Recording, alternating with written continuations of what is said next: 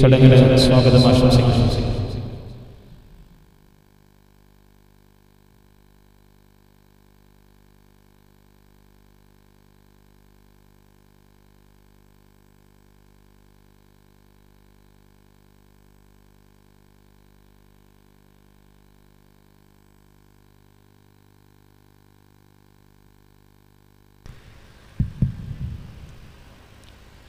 അസ്സലാമു അലൈക്കും വറഹ്മത്തുള്ളാഹി വബറകാതുഹു. ബിസ്മില്ലാഹി വൽഹംദുലില്ലാഹ് അസ്സലാത്തു വസ്സലാമു അലാ അഷ്റഫിൽ മുർസലീൻ വഅലാ ആലിഹി വഅസ്ഹാബിഹിൽ ഫായിസീൻ. സ്നേഹ ബഹുമാനമുള്ള വേദിയിലെ നേതാക്കളെ, പ്രിയപ്പെട്ട സഹോദരങ്ങളെ,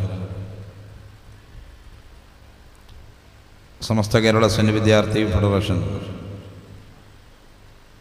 SKSSFൻ്റെ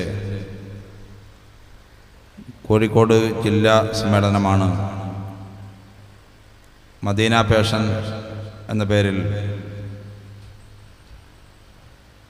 ഇന്നലെയും ഇന്നും നാളെയുമായി നാദാപുരത്ത് നടന്നു വരുന്നത്.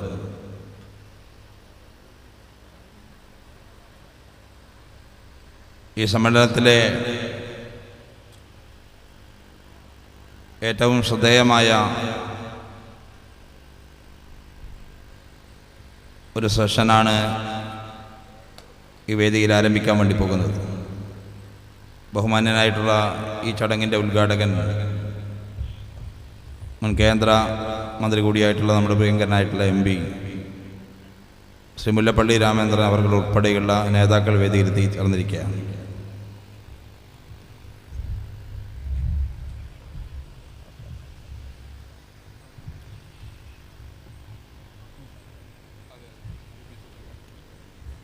ഈ സമ്മേളനത്തിൻ്റെ ഭാഗമായി ഇന്നലെ മുതൽ വളരെ ശ്രദ്ധേയമായിട്ടുള്ള സെഷനുകളാണ് ഇവിടെ കഴിഞ്ഞു വന്നിട്ടുള്ളത്. വിശുദ്ധ ഇസ്ലാമിൻ്റെ മാനവിക മുഖം പൊതുസമൂഹത്തിന് മുമ്പിൽ അവതരിപ്പിക്കുന്നതിന് ഏറ്റവും ഉത്തരവാദപ്പെട്ട ഒരു സംഘടന എന്ന നിലക്ക് ഈ സമ്മേളനവുമായി ബന്ധപ്പെട്ട് SKSF നടത്തുന്ന ശ്രമത്തിൻ്റെ ഭാഗമായി തന്നെയാണ് ഈ സമ്മേളനത്തോടനുബന്ധിച്ച് ഇങ്ങനെ ഒരു സെഷൻ കൂടി ഉൾപ്പെടുത്തിയിട്ടുള്ളത്. ലോകത്ത് വന്ന മതങ്ങളൊക്കെയും പഠിപ്പിച്ചിട്ടുള്ളത്, മതദാർശനികന്മാർ മുഴുവൻ സമൂഹത്തെ ബോധ്യപ്പെടുത്തിയിട്ടുള്ളത്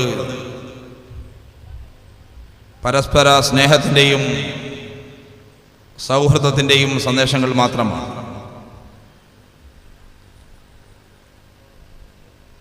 ആ രംഗത്ത് തുല്യതയില്ലാത്ത രീതിയിലുള്ള സന്ദേശങ്ങളും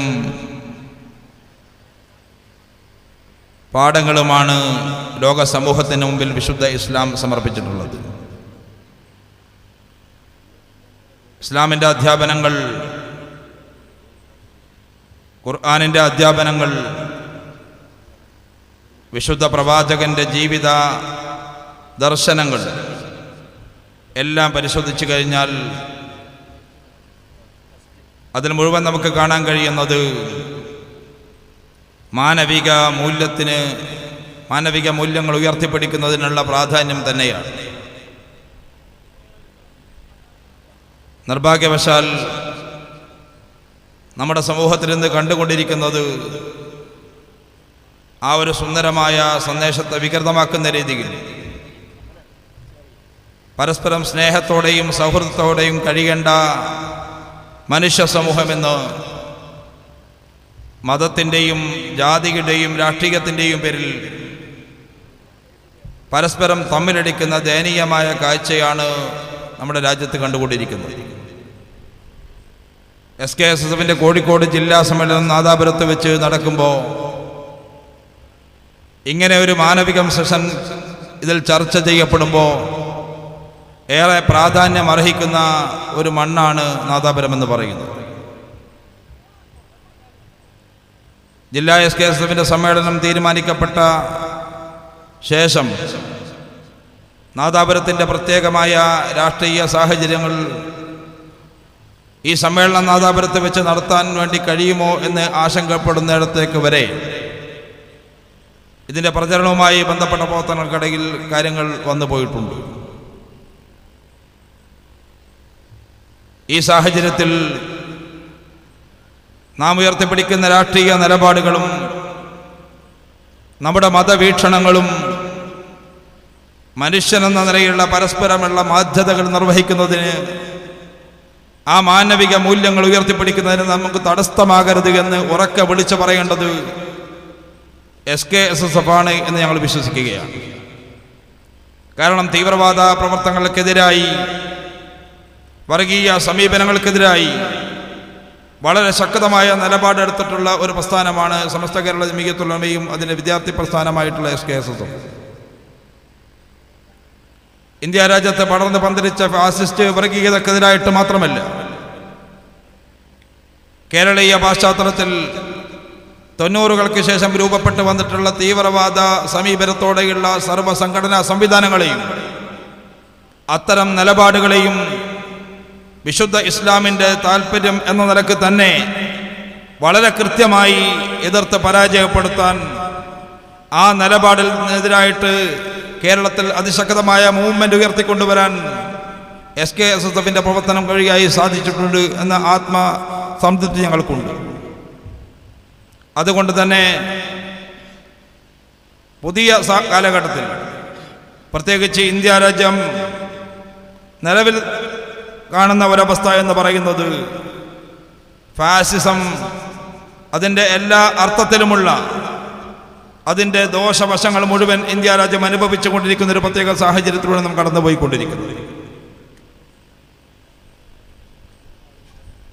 കേവലം നേരത്തെ ചർച്ച ചെയ്യപ്പെട്ടിരുന്ന തീന്മേശകളിൽ എന്ത് ഭക്ഷണം കഴിക്കണമെന്ന് തീരുമാനിക്കുന്നിടത്തേക്ക് ഫാസിസം വളർന്നു എന്നാണ് നേരത്തെ നമ്മൾ ചർച്ച ചെയ്തതെങ്കിൽ, അതിന് ശേഷം മരണക്കിടക്കയിലേക്ക് പോലും ഫാസിസം കടന്നു കയറുന്ന രീതിയിലേക്ക് ഇന്ത്യ രാജ്യത്തെ ഭരണ സംവിധാനത്തിൻ്റെ നേതൃത്വത്തിലിരിക്കുന്ന ആളുകൾ ഉൾപ്പെടെ ഈ രാജ്യത്തിൻ്റെ മതേതര പൈതൃകത്തെയും ഈ രാജ്യത്തിൻ്റെ എല്ലാ അർത്ഥത്തിലുള്ള പാരമ്പര്യങ്ങളെയും തകർക്കുന്ന രീതിയിലേക്ക് കാര്യങ്ങൾ മുമ്പോട്ട് കൊണ്ടുപോയിക്കൊണ്ടിരിക്കുന്ന ഒരു പ്രത്യേക സാഹചര്യത്തിലാണ് നാം മുമ്പോട്ട് പോയിക്കൊണ്ടിരിക്കുന്നത്.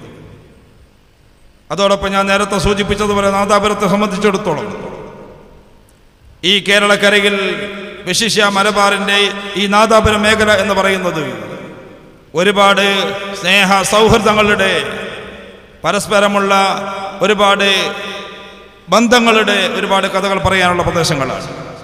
എന്നാൽ അടുത്ത കാലത്തായി നമ്മുടെ പ്രദേശങ്ങളിൽ ഉണ്ടായിക്കൊണ്ടിരിക്കുന്ന ഓരോ സംഭവ വികാസങ്ങളും നമ്മുടെ പഴയ പാരമ്പര്യങ്ങളെയും സൗഹൃദങ്ങളെയും തകർത്തെറിയുന്ന രീതിയിൽ, എല്ലാ മാനവിക മൂല്യങ്ങളും തകർത്തെറിയുന്ന രീതിയിലൊക്കെ കാര്യങ്ങൾ നടന്നുകൊണ്ടിരിക്കുന്നു എന്നുള്ളത് ഖേദകരമായൊരു കാര്യമാണ്.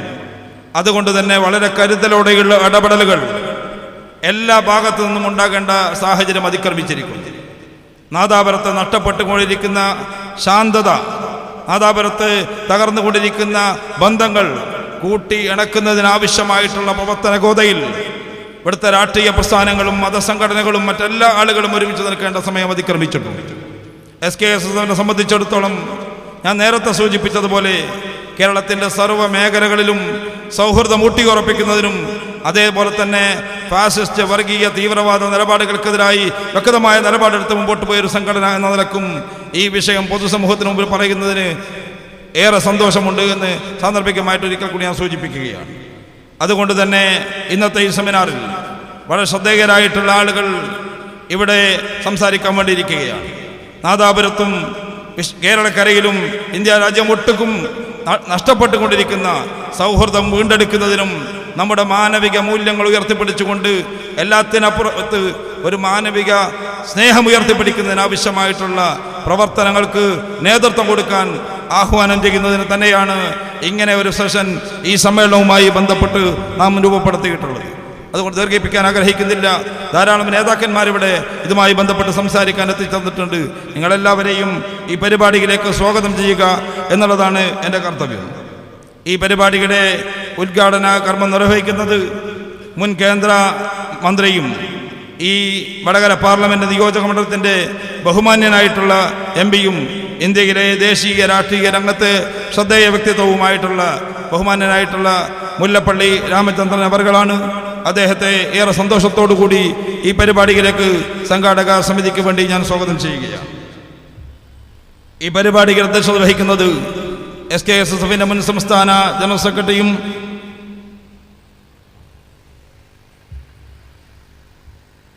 സുപ്രഭാതം പത്രത്തിൻ്റെ CEO-യും സമസ്ത കേരള സുന്നി വിദ്യാർത്ഥി ഫെഡറേഷന്റെ സംസ്ഥാന സാരഥികളിൽ പ്രമുഖരുമായിട്ടുള്ള ജനാബ് മുസ്തഫ മാസ്റ്റർ മുണ്ടുപാറ അവർകളാണ്. അദ്ദേഹത്തെ ഞാൻ ഈ പരിപാടിയിലേക്ക് സ്നേഹപൂർവ്വം സ്വാഗതം ചെയ്യുകയാണ്. ഈ സെമിനാറിൽ നമ്മെ അഭിസംബോധന ചെയ്ത് സംസാരിക്കുന്നതിന് വേണ്ടി നാദാപുരത്തിൻ്റെ പ്രിയങ്കരനായ MLA-യും CPI-യുടെ സമുന്നതനായ നേതാവുമായിട്ടുള്ള ശ്രീമാൻ E.K. വിജയൻ, മുസ്ലിം ലീഗിൻ്റെ സംസ്ഥാന സമിതി അംഗവും പ്രമുഖ പത്രപ്രവർത്തകനുമായിട്ടുള്ള CVM വാണിമൽ, SPM തങ്ങൾ, സയ്യിദ് ഷറഫുദ്ദീൻ ജിഫരി, അതേപോലെ തന്നെ DCC പ്രസിഡന്റ് T. സിദ്ദീഖ്, കേളുവേട്ടൻ പടകേന്ദ്രം ഡയറക്ടറും പ്രമുഖ ഇടതുപക്ഷ ചിന്തകനുമായിട്ടുള്ള KT കുഞ്ഞിക്കണ്ണൻ തുടങ്ങിയിട്ടുള്ള പ്രമുഖരായ വ്യക്തിത്വങ്ങളൊക്കെ ഇവിടെ എത്തിച്ചേർന്നിട്ടുണ്ട്. അതേപോലെ വിഷയ അവതരണം നടത്തിക്കൊണ്ട് സംസാരിക്കുന്നത് SKSF-ന്റെ സംസ്ഥാന മുൻ ജനറൽ സെക്രട്ടറി പ്രമുഖനായിട്ടുള്ള അഡ്വക്കേറ്റ് ഓണംപള്ളി മുഹമ്മദ് ഫൈസി അവർകളാണ്. അദ്ദേഹത്തെയും ഈ പരിപാടിയിലേക്ക് സ്നേഹപൂർവ്വം സ്വാഗതം ചെയ്യുകയാണ്. സമസ്ത കേരള ജമീയത്തുൽ ഉലമയുടെ കോഴിക്കോട് ജില്ലാ അധ്യക്ഷനും കേന്ദ്ര മുഷാവർ അംഗവും നമ്മുടെ മേഖലയിലെ പ്രമുഖ പണ്ഡിതനുമായിട്ടുള്ള ഉസ്താദ് ചേലക്കാട് മുഹമ്മദ് മുസ്ലിയാർ ഉൾപ്പെടെയുള്ള ജില്ലാ SKSF-ന്റെ ബഹുമാന്യനായ പ്രസിഡന്റ് സയ്യിദ് മുബശ്ശർ ജമലി തങ്ങൾ, SKSF-ന്റെ ജില്ലാ ജനറൽ സെക്രട്ടറി പ്രിയങ്കരനായിട്ടുള്ള OP മുഹമ്മദ് അഷ്റഫ് ഉൾപ്പെടെയുള്ള മുഴുവൻ നേതാക്കളെയും ഈ മുഹമ്മദ് ബംഗ്ലത്ത്, അഡ്വക്കേറ്റ് രഘുനാഥ്, പ്രിയങ്കരനായിട്ടുള്ള നാദാപുരം ഗ്രാമപഞ്ചായത്തിൻ്റെ വൈസ് പ്രസിഡന്റ് CV കുഞ്ഞിഷേട്ടൻ,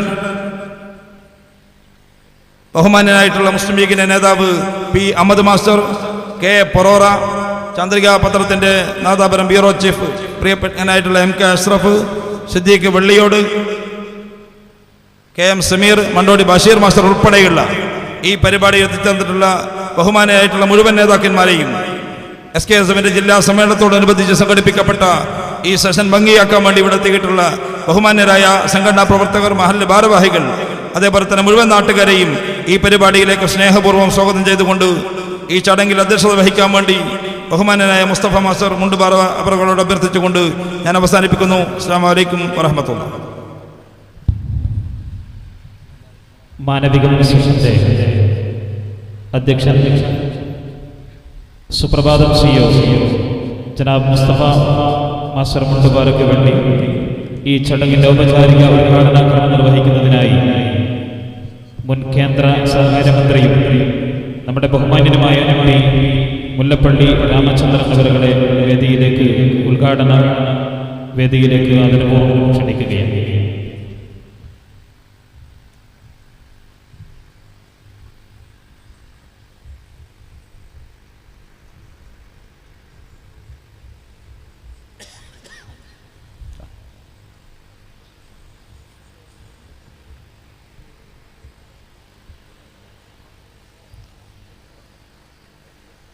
മാനവികം സെഷൻ്റെ അധ്യക്ഷൻ ആദരണീയനായ മുസ്തഫ മാസ്റ്റർ മുണ്ടുപാറ ഈ ചടങ്ങിൻ്റെ സ്വാഗതം ആശംസിച്ച എൻ്റെ ബഹുമാന്യനായ സ്നേഹിതൻ ശ്രീമാൻ അബ്ദുൽ ഹമീദ് സാഹിബ്, ഈ ചടങ്ങിൽ വിഷയം അവതരിപ്പിക്കുന്ന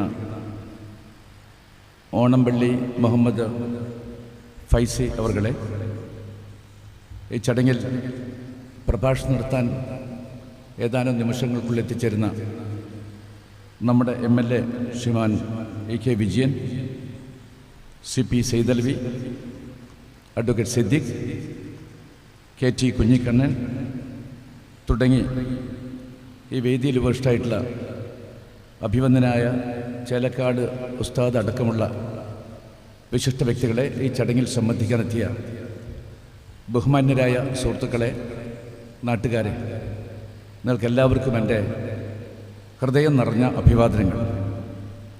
അങ്ങേയറ്റം സന്തോഷത്തോടു കൂടിയാണ് സമസ്ത കേരള സുന്നി സ്റ്റുഡൻസ് ഫെഡറേഷൻ്റെ ആഭിമുഖ്യത്തിൽ ജില്ലാ സമ്മേളനത്തിൻ്റെ ഭാഗമായി നടത്തപ്പെടുന്ന ഈ ഒരു സെമിനാറിൽ മാനവികമെന്ന പേര് കൊടുത്തുകൊണ്ട് നടത്തപ്പെടുന്ന ഈ ഒരു സെഷൻ്റെ ഔപചാരികമായ ഉദ്ഘാടനം നിർവഹിക്കാൻ ഞാനിവിടെ സന്നിഹിതനായിട്ടുള്ളത്.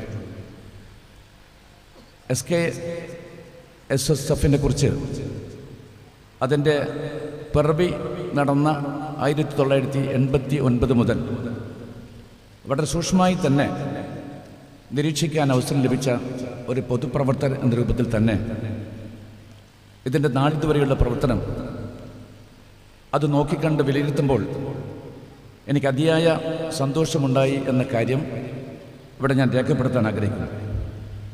വിദ്യാഭ്യാസ കാര്യങ്ങളിൽ സജീവമായ താല്പര്യമെടുത്തുകൊണ്ടാണ് ഈ ഒരു വിദ്യാർത്ഥി പ്രസ്ഥാനം നാളിതുവരെ പ്രവർത്തിച്ചത്. മാത്രമല്ല, ഗുണപരമായ വിദ്യാഭ്യാസം, മൂല്യാധിഷ്ഠിത വിദ്യാഭ്യാസം, ആ വിദ്യാഭ്യാസം കൊടുത്തുകൊണ്ട് തന്നെ നമ്മുടെ സമൂഹത്തിലെ പ്രതിഭാധനരായ വിദ്യാർത്ഥികളെ കണ്ടെത്തിക്കൊണ്ട് അവരെ സിവിൽ സർവീസിലേക്ക് എത്തിക്കാൻ വേണ്ടി നിങ്ങൾ നടത്തിയ ശ്രമകരമായ നീക്കം, ആ നീക്കം സാർത്ഥകമായി എന്ന് ഈ ഒരു സംഘടനയുടെ ആഭിമുഖ്യത്തിൽ നിങ്ങൾ നടത്തിയ ക്യാമ്പുകളും അതുപോലെ തന്നെ പഠന ക്ലാസ്സുകളുമൊക്കെ തന്നെ ആ വിദ്യാർത്ഥികൾക്ക് കഴിഞ്ഞ കാലത്ത് സഹായിച്ചു എന്ന് ഞാൻ മനസ്സിലാക്കുകയാണ്. സാമൂഹ്യ സാംസ്കാരിക രംഗത്തും SKSSF വളരെ ശക്തമായ ഇടപെടലുകൾ നടത്തിയിട്ടുണ്ട് എന്നെനിക്കറിയാം. അതുകൊണ്ട് തന്നെ ഭീകരവാദത്തിനും തീവ്രവാദത്തിനും വരായിക്കൊണ്ട് ശക്തമായ ആശയപ്രചരണം നടത്താൻ ഉറച്ച നിലപാട് സ്വീകരിച്ചുകൊണ്ട് മുന്നോട്ട് പോകാൻ ഈ സംഘടനയ്ക്ക് സാധിച്ചു എന്നത് വളരെയേറെ ഗൗരവത്തോടു കൂടിയാണ് സമൂഹം നോക്കിക്കാണുന്നത്. ഇസ്ലാം സമാധാനത്തിൻ്റെ മതമാണ്. അതുകൊണ്ട് തന്നെ ഇസ്ലാം മതവിശ്വാസികളായ പ്രവാചകരിൽ വിശ്വാസം അർപ്പിച്ച ആർക്കും തന്നെ തീവ്രവാദത്തിൻ്റെയും ഭീകരവാദത്തിൻ്റെയും പാതയിലൂടെ സഞ്ചരിക്കാൻ സാധിക്കില്ല എന്ന് ഉറക്കെ വിളിച്ചു പറഞ്ഞ ഒരു യുവജന സംഘടനയാണ് ഇതെന്ന് ഞാൻ പറയട്ടെ. അതുപോലെ തന്നെ ഭീകരതയും തീവ്രവാദവും ഒക്കെ തന്നെ അത് ആപൽക്കരമാണ്, അത് അനിസ്ലാമികമാണ്. അതുകൊണ്ട് തന്നെ തീവ്ര യൗവനങ്ങളെ ഭീകരതയിലേക്ക് തീവ്രവാദത്തിലേക്ക് നയിക്കുന്ന ശക്തികൾ ആരായാലും ആ ശക്തികൾക്കെതിരായി ഏറ്റവും പ്രചണ്ഡമായ പ്രചരണം, ആശയപരമായ പ്രചരണം നടത്തി ബോധവൽക്കരണം നടത്തേണ്ട അനിവാര്യമാണ് എന്ന് സംഘടന തെളിയിച്ചു കഴിഞ്ഞിട്ടുണ്ട്.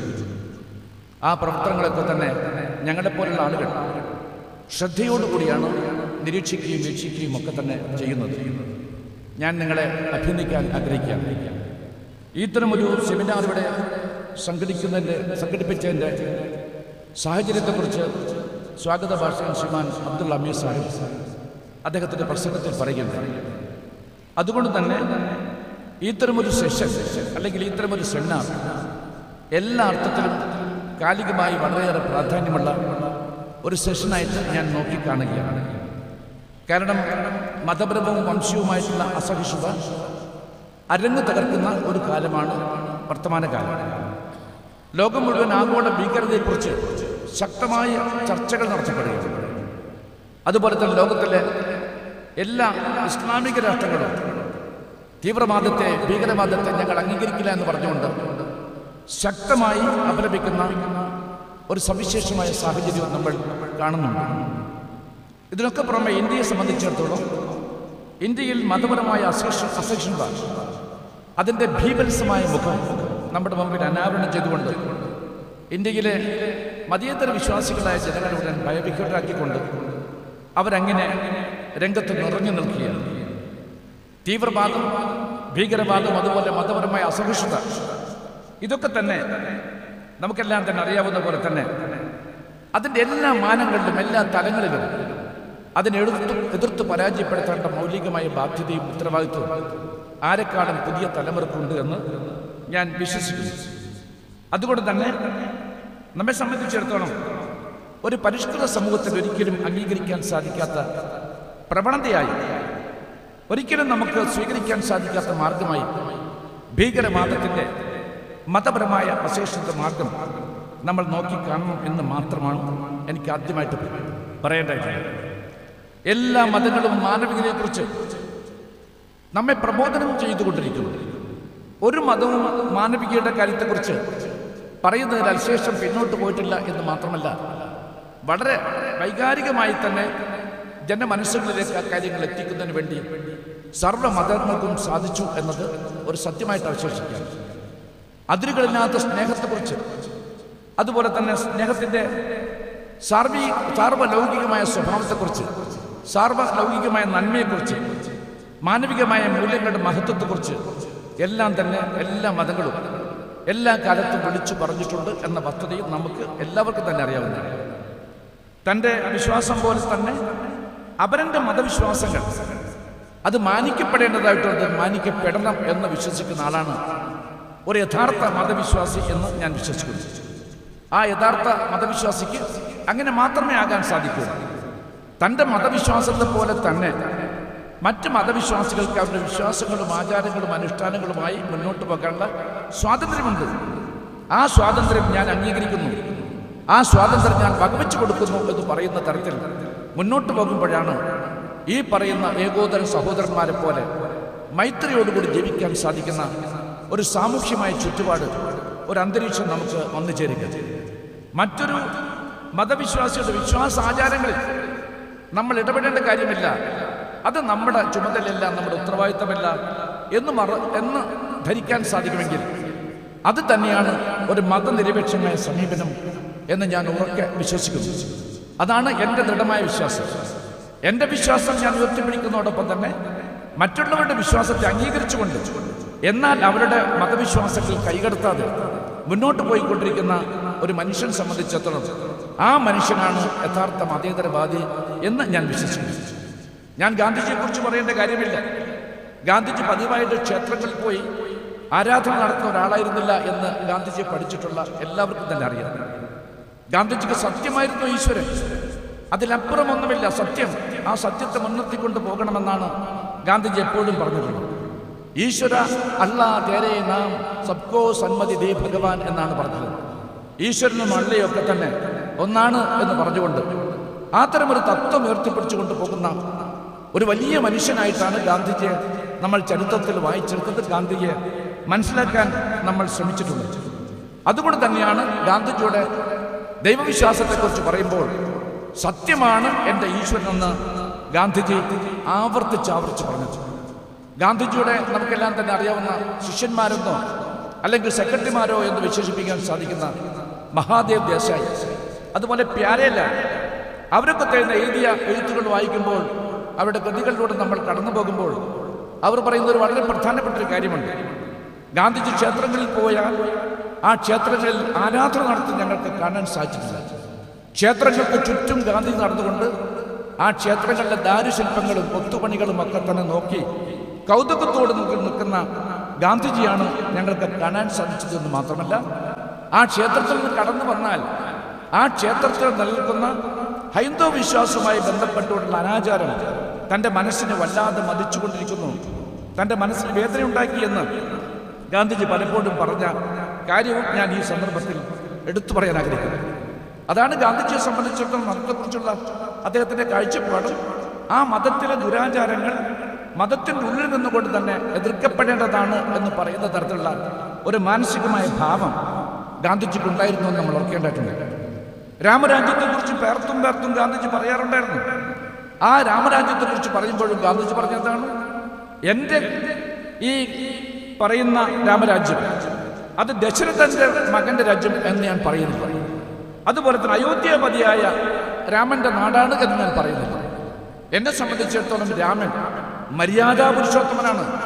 ആ മര്യാദാ പുരുഷോത്തമൻ്റെ രാജ്യം അതാണ് എന്നെ സംബന്ധിച്ചിടത്തോളം രാമരാജ്യമെന്ന് ഉറപ്പിച്ചു പറഞ്ഞ ഒരു വലിയ മനുഷ്യനായിരുന്നു ഗാന്ധിജി എന്ന് നമ്മൾ ഓർക്കേണ്ടതായിട്ടുണ്ട്. നെഹ്റു ആകട്ടെ ഒരു പടി കൂടി മുന്നോട്ട് പോയിക്കൊണ്ട് നെഹ്റു ആ മതേതര സങ്കല്പത്തെ കുറിച്ചൊക്കെ തന്നെ തന്റെ കാഴ്ചപ്പാട് വ്യക്തമാക്കിയിട്ടുണ്ടായി. നമുക്കെല്ലാം തന്നെ ഒരു കാശ്മീരി ബ്രാഹ്മണനായിരുന്നു നെഹ്റു.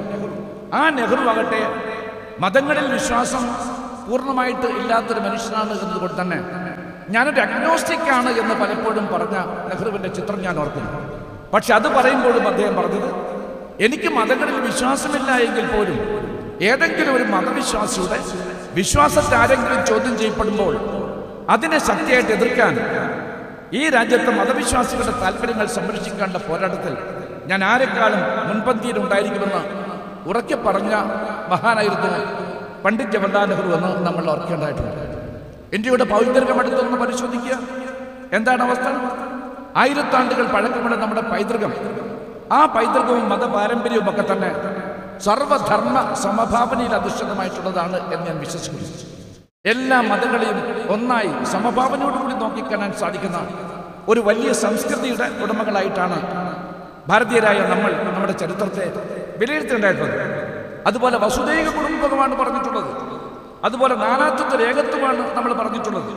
ഇതിനൊക്കെ പുറമെ നമ്മുടെ രാജ്യത്ത് നാനാജാതി മതസ്ഥരായിട്ടുള്ള ആളുകൾ, വിവിധ സംസ്കാരങ്ങളുടെ ഉടമകളായിട്ടുള്ള ആളുകൾ, അവരെല്ലാം തന്നെ ഈ രാജ്യത്ത് ജീവിക്കുന്നു എന്നുകൊണ്ട് തന്നെ ഈ നാട്ടിൻ്റെ സംസ്കാരം അതൊരു കോമ്പോസിറ്റ് കൾച്ചറായിരിക്കണമെന്നാണ് നമ്മുടെ രാജ്യം നമ്മളോട് ആവശ്യപ്പെടുന്നത്.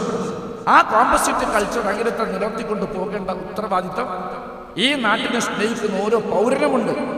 രാജ്യസ്നേഹിയായ ഓരോ ആളുടെയും കടമയും കർത്തവ്യം അതാണ് എന്ന് നമ്മളെ ബോധ്യപ്പെടുത്തി കൊടുക്കുന്നു.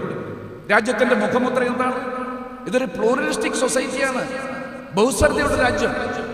എല്ലാ തരത്തിലുള്ള ആളുകളുടെയും ചിന്താഗതികൾ, എല്ലാ തരത്തിലെയും ആളുകൾ ചിന്താധാര, അതൊക്കെ തന്നെ എഴുതി ചേർന്നുകൊണ്ട് പോകുന്ന ഒരു സാമൂഹ്യ വ്യവസ്ഥ, അതേക്കുറിച്ചാണ് നമ്മുടെ രാജ്യം നമ്മളെ പഠിപ്പിക്കുകയും മനസ്സിലാക്കുകയും ഒക്കെ തന്നെ ചെയ്തിട്ടുള്ളത്. വിവിധ മതങ്ങൾ ഇരുന്നുകയും നേടി സ്വീകരിച്ച മഹിതമായ പാരമ്പര്യം നമ്മുടെ നാട്ടിലുണ്ട് എന്ന് എല്ലാവർക്കും തന്നെ അറിയാം. അത് പറയുമ്പോൾ ഇസ്ലാമിൻ്റെ കഥയെടുത്ത് പരിശോധിച്ചു കഴിഞ്ഞാൽ പ്രവാചകന്റെ കാലം തൊട്ട് നമ്മുടെ നാടുമായി ഇസ്ലാമിന് ബന്ധമുണ്ടായിരുന്നു എന്ന് എല്ലാവർക്കും അറിയാവുന്നതാണ്. മാത്രമല്ല, ചെറുമാൻ പെരുമാറിനെ പോലുള്ള ആളുകൾ കൊടുങ്ങല്ലൂരിൽ ഇസ്ലാമിക ദർശനങ്ങൾ ഉൾക്കൊണ്ടുകൊണ്ട് തന്നെ അവർക്ക് ആരാധനാലയങ്ങൾ പണിയാൻ വേണ്ടിയുള്ള ശ്രമങ്ങൾ നടത്തിയിരുന്നത് മാത്രമല്ല, ചെറുമാൻ പെരുമാൾ അങ്ങ് മെക്കയിൽ വരെ പോയിരിക്കുന്നു എന്ന് പറയുമ്പോൾ ആ ബന്ധം നമ്മൾ എടുത്തൊന്ന് പരിശോധിക്കുമ്പോൾ, ഇട പിരിച്ചുകൊണ്ട് നമ്മൾ പരിശോധിക്കുമ്പോൾ ഒരു മഹിതമായ ബന്ധം ഇസ്ലാമും നമ്മുടെ നാടുമായിട്ട് ഉണ്ട് എന്ന് എല്ലാവർക്കും തന്നെ പറയാൻ സാധിക്കും. അതുപോലെ ക്രിസ്തുമതത്തിന്റെ ചരിത്രമെടുത്ത് പരിശോധിച്ചു കഴിഞ്ഞാൽ യേശു ക്രിസ്തു ജീവിച്ച് അദ്ദേഹം കുരിശാരോഹണമായ ശേഷം AD 52 അദ്ദേഹത്തിന്റെ ഏറ്റവും പ്രിയപ്പെട്ട ശിഷ്യൻ സെയിന്റ് തോമസ് നമ്മുടെ മലയാളക്കരയിൽ വരികയുണ്ടായി.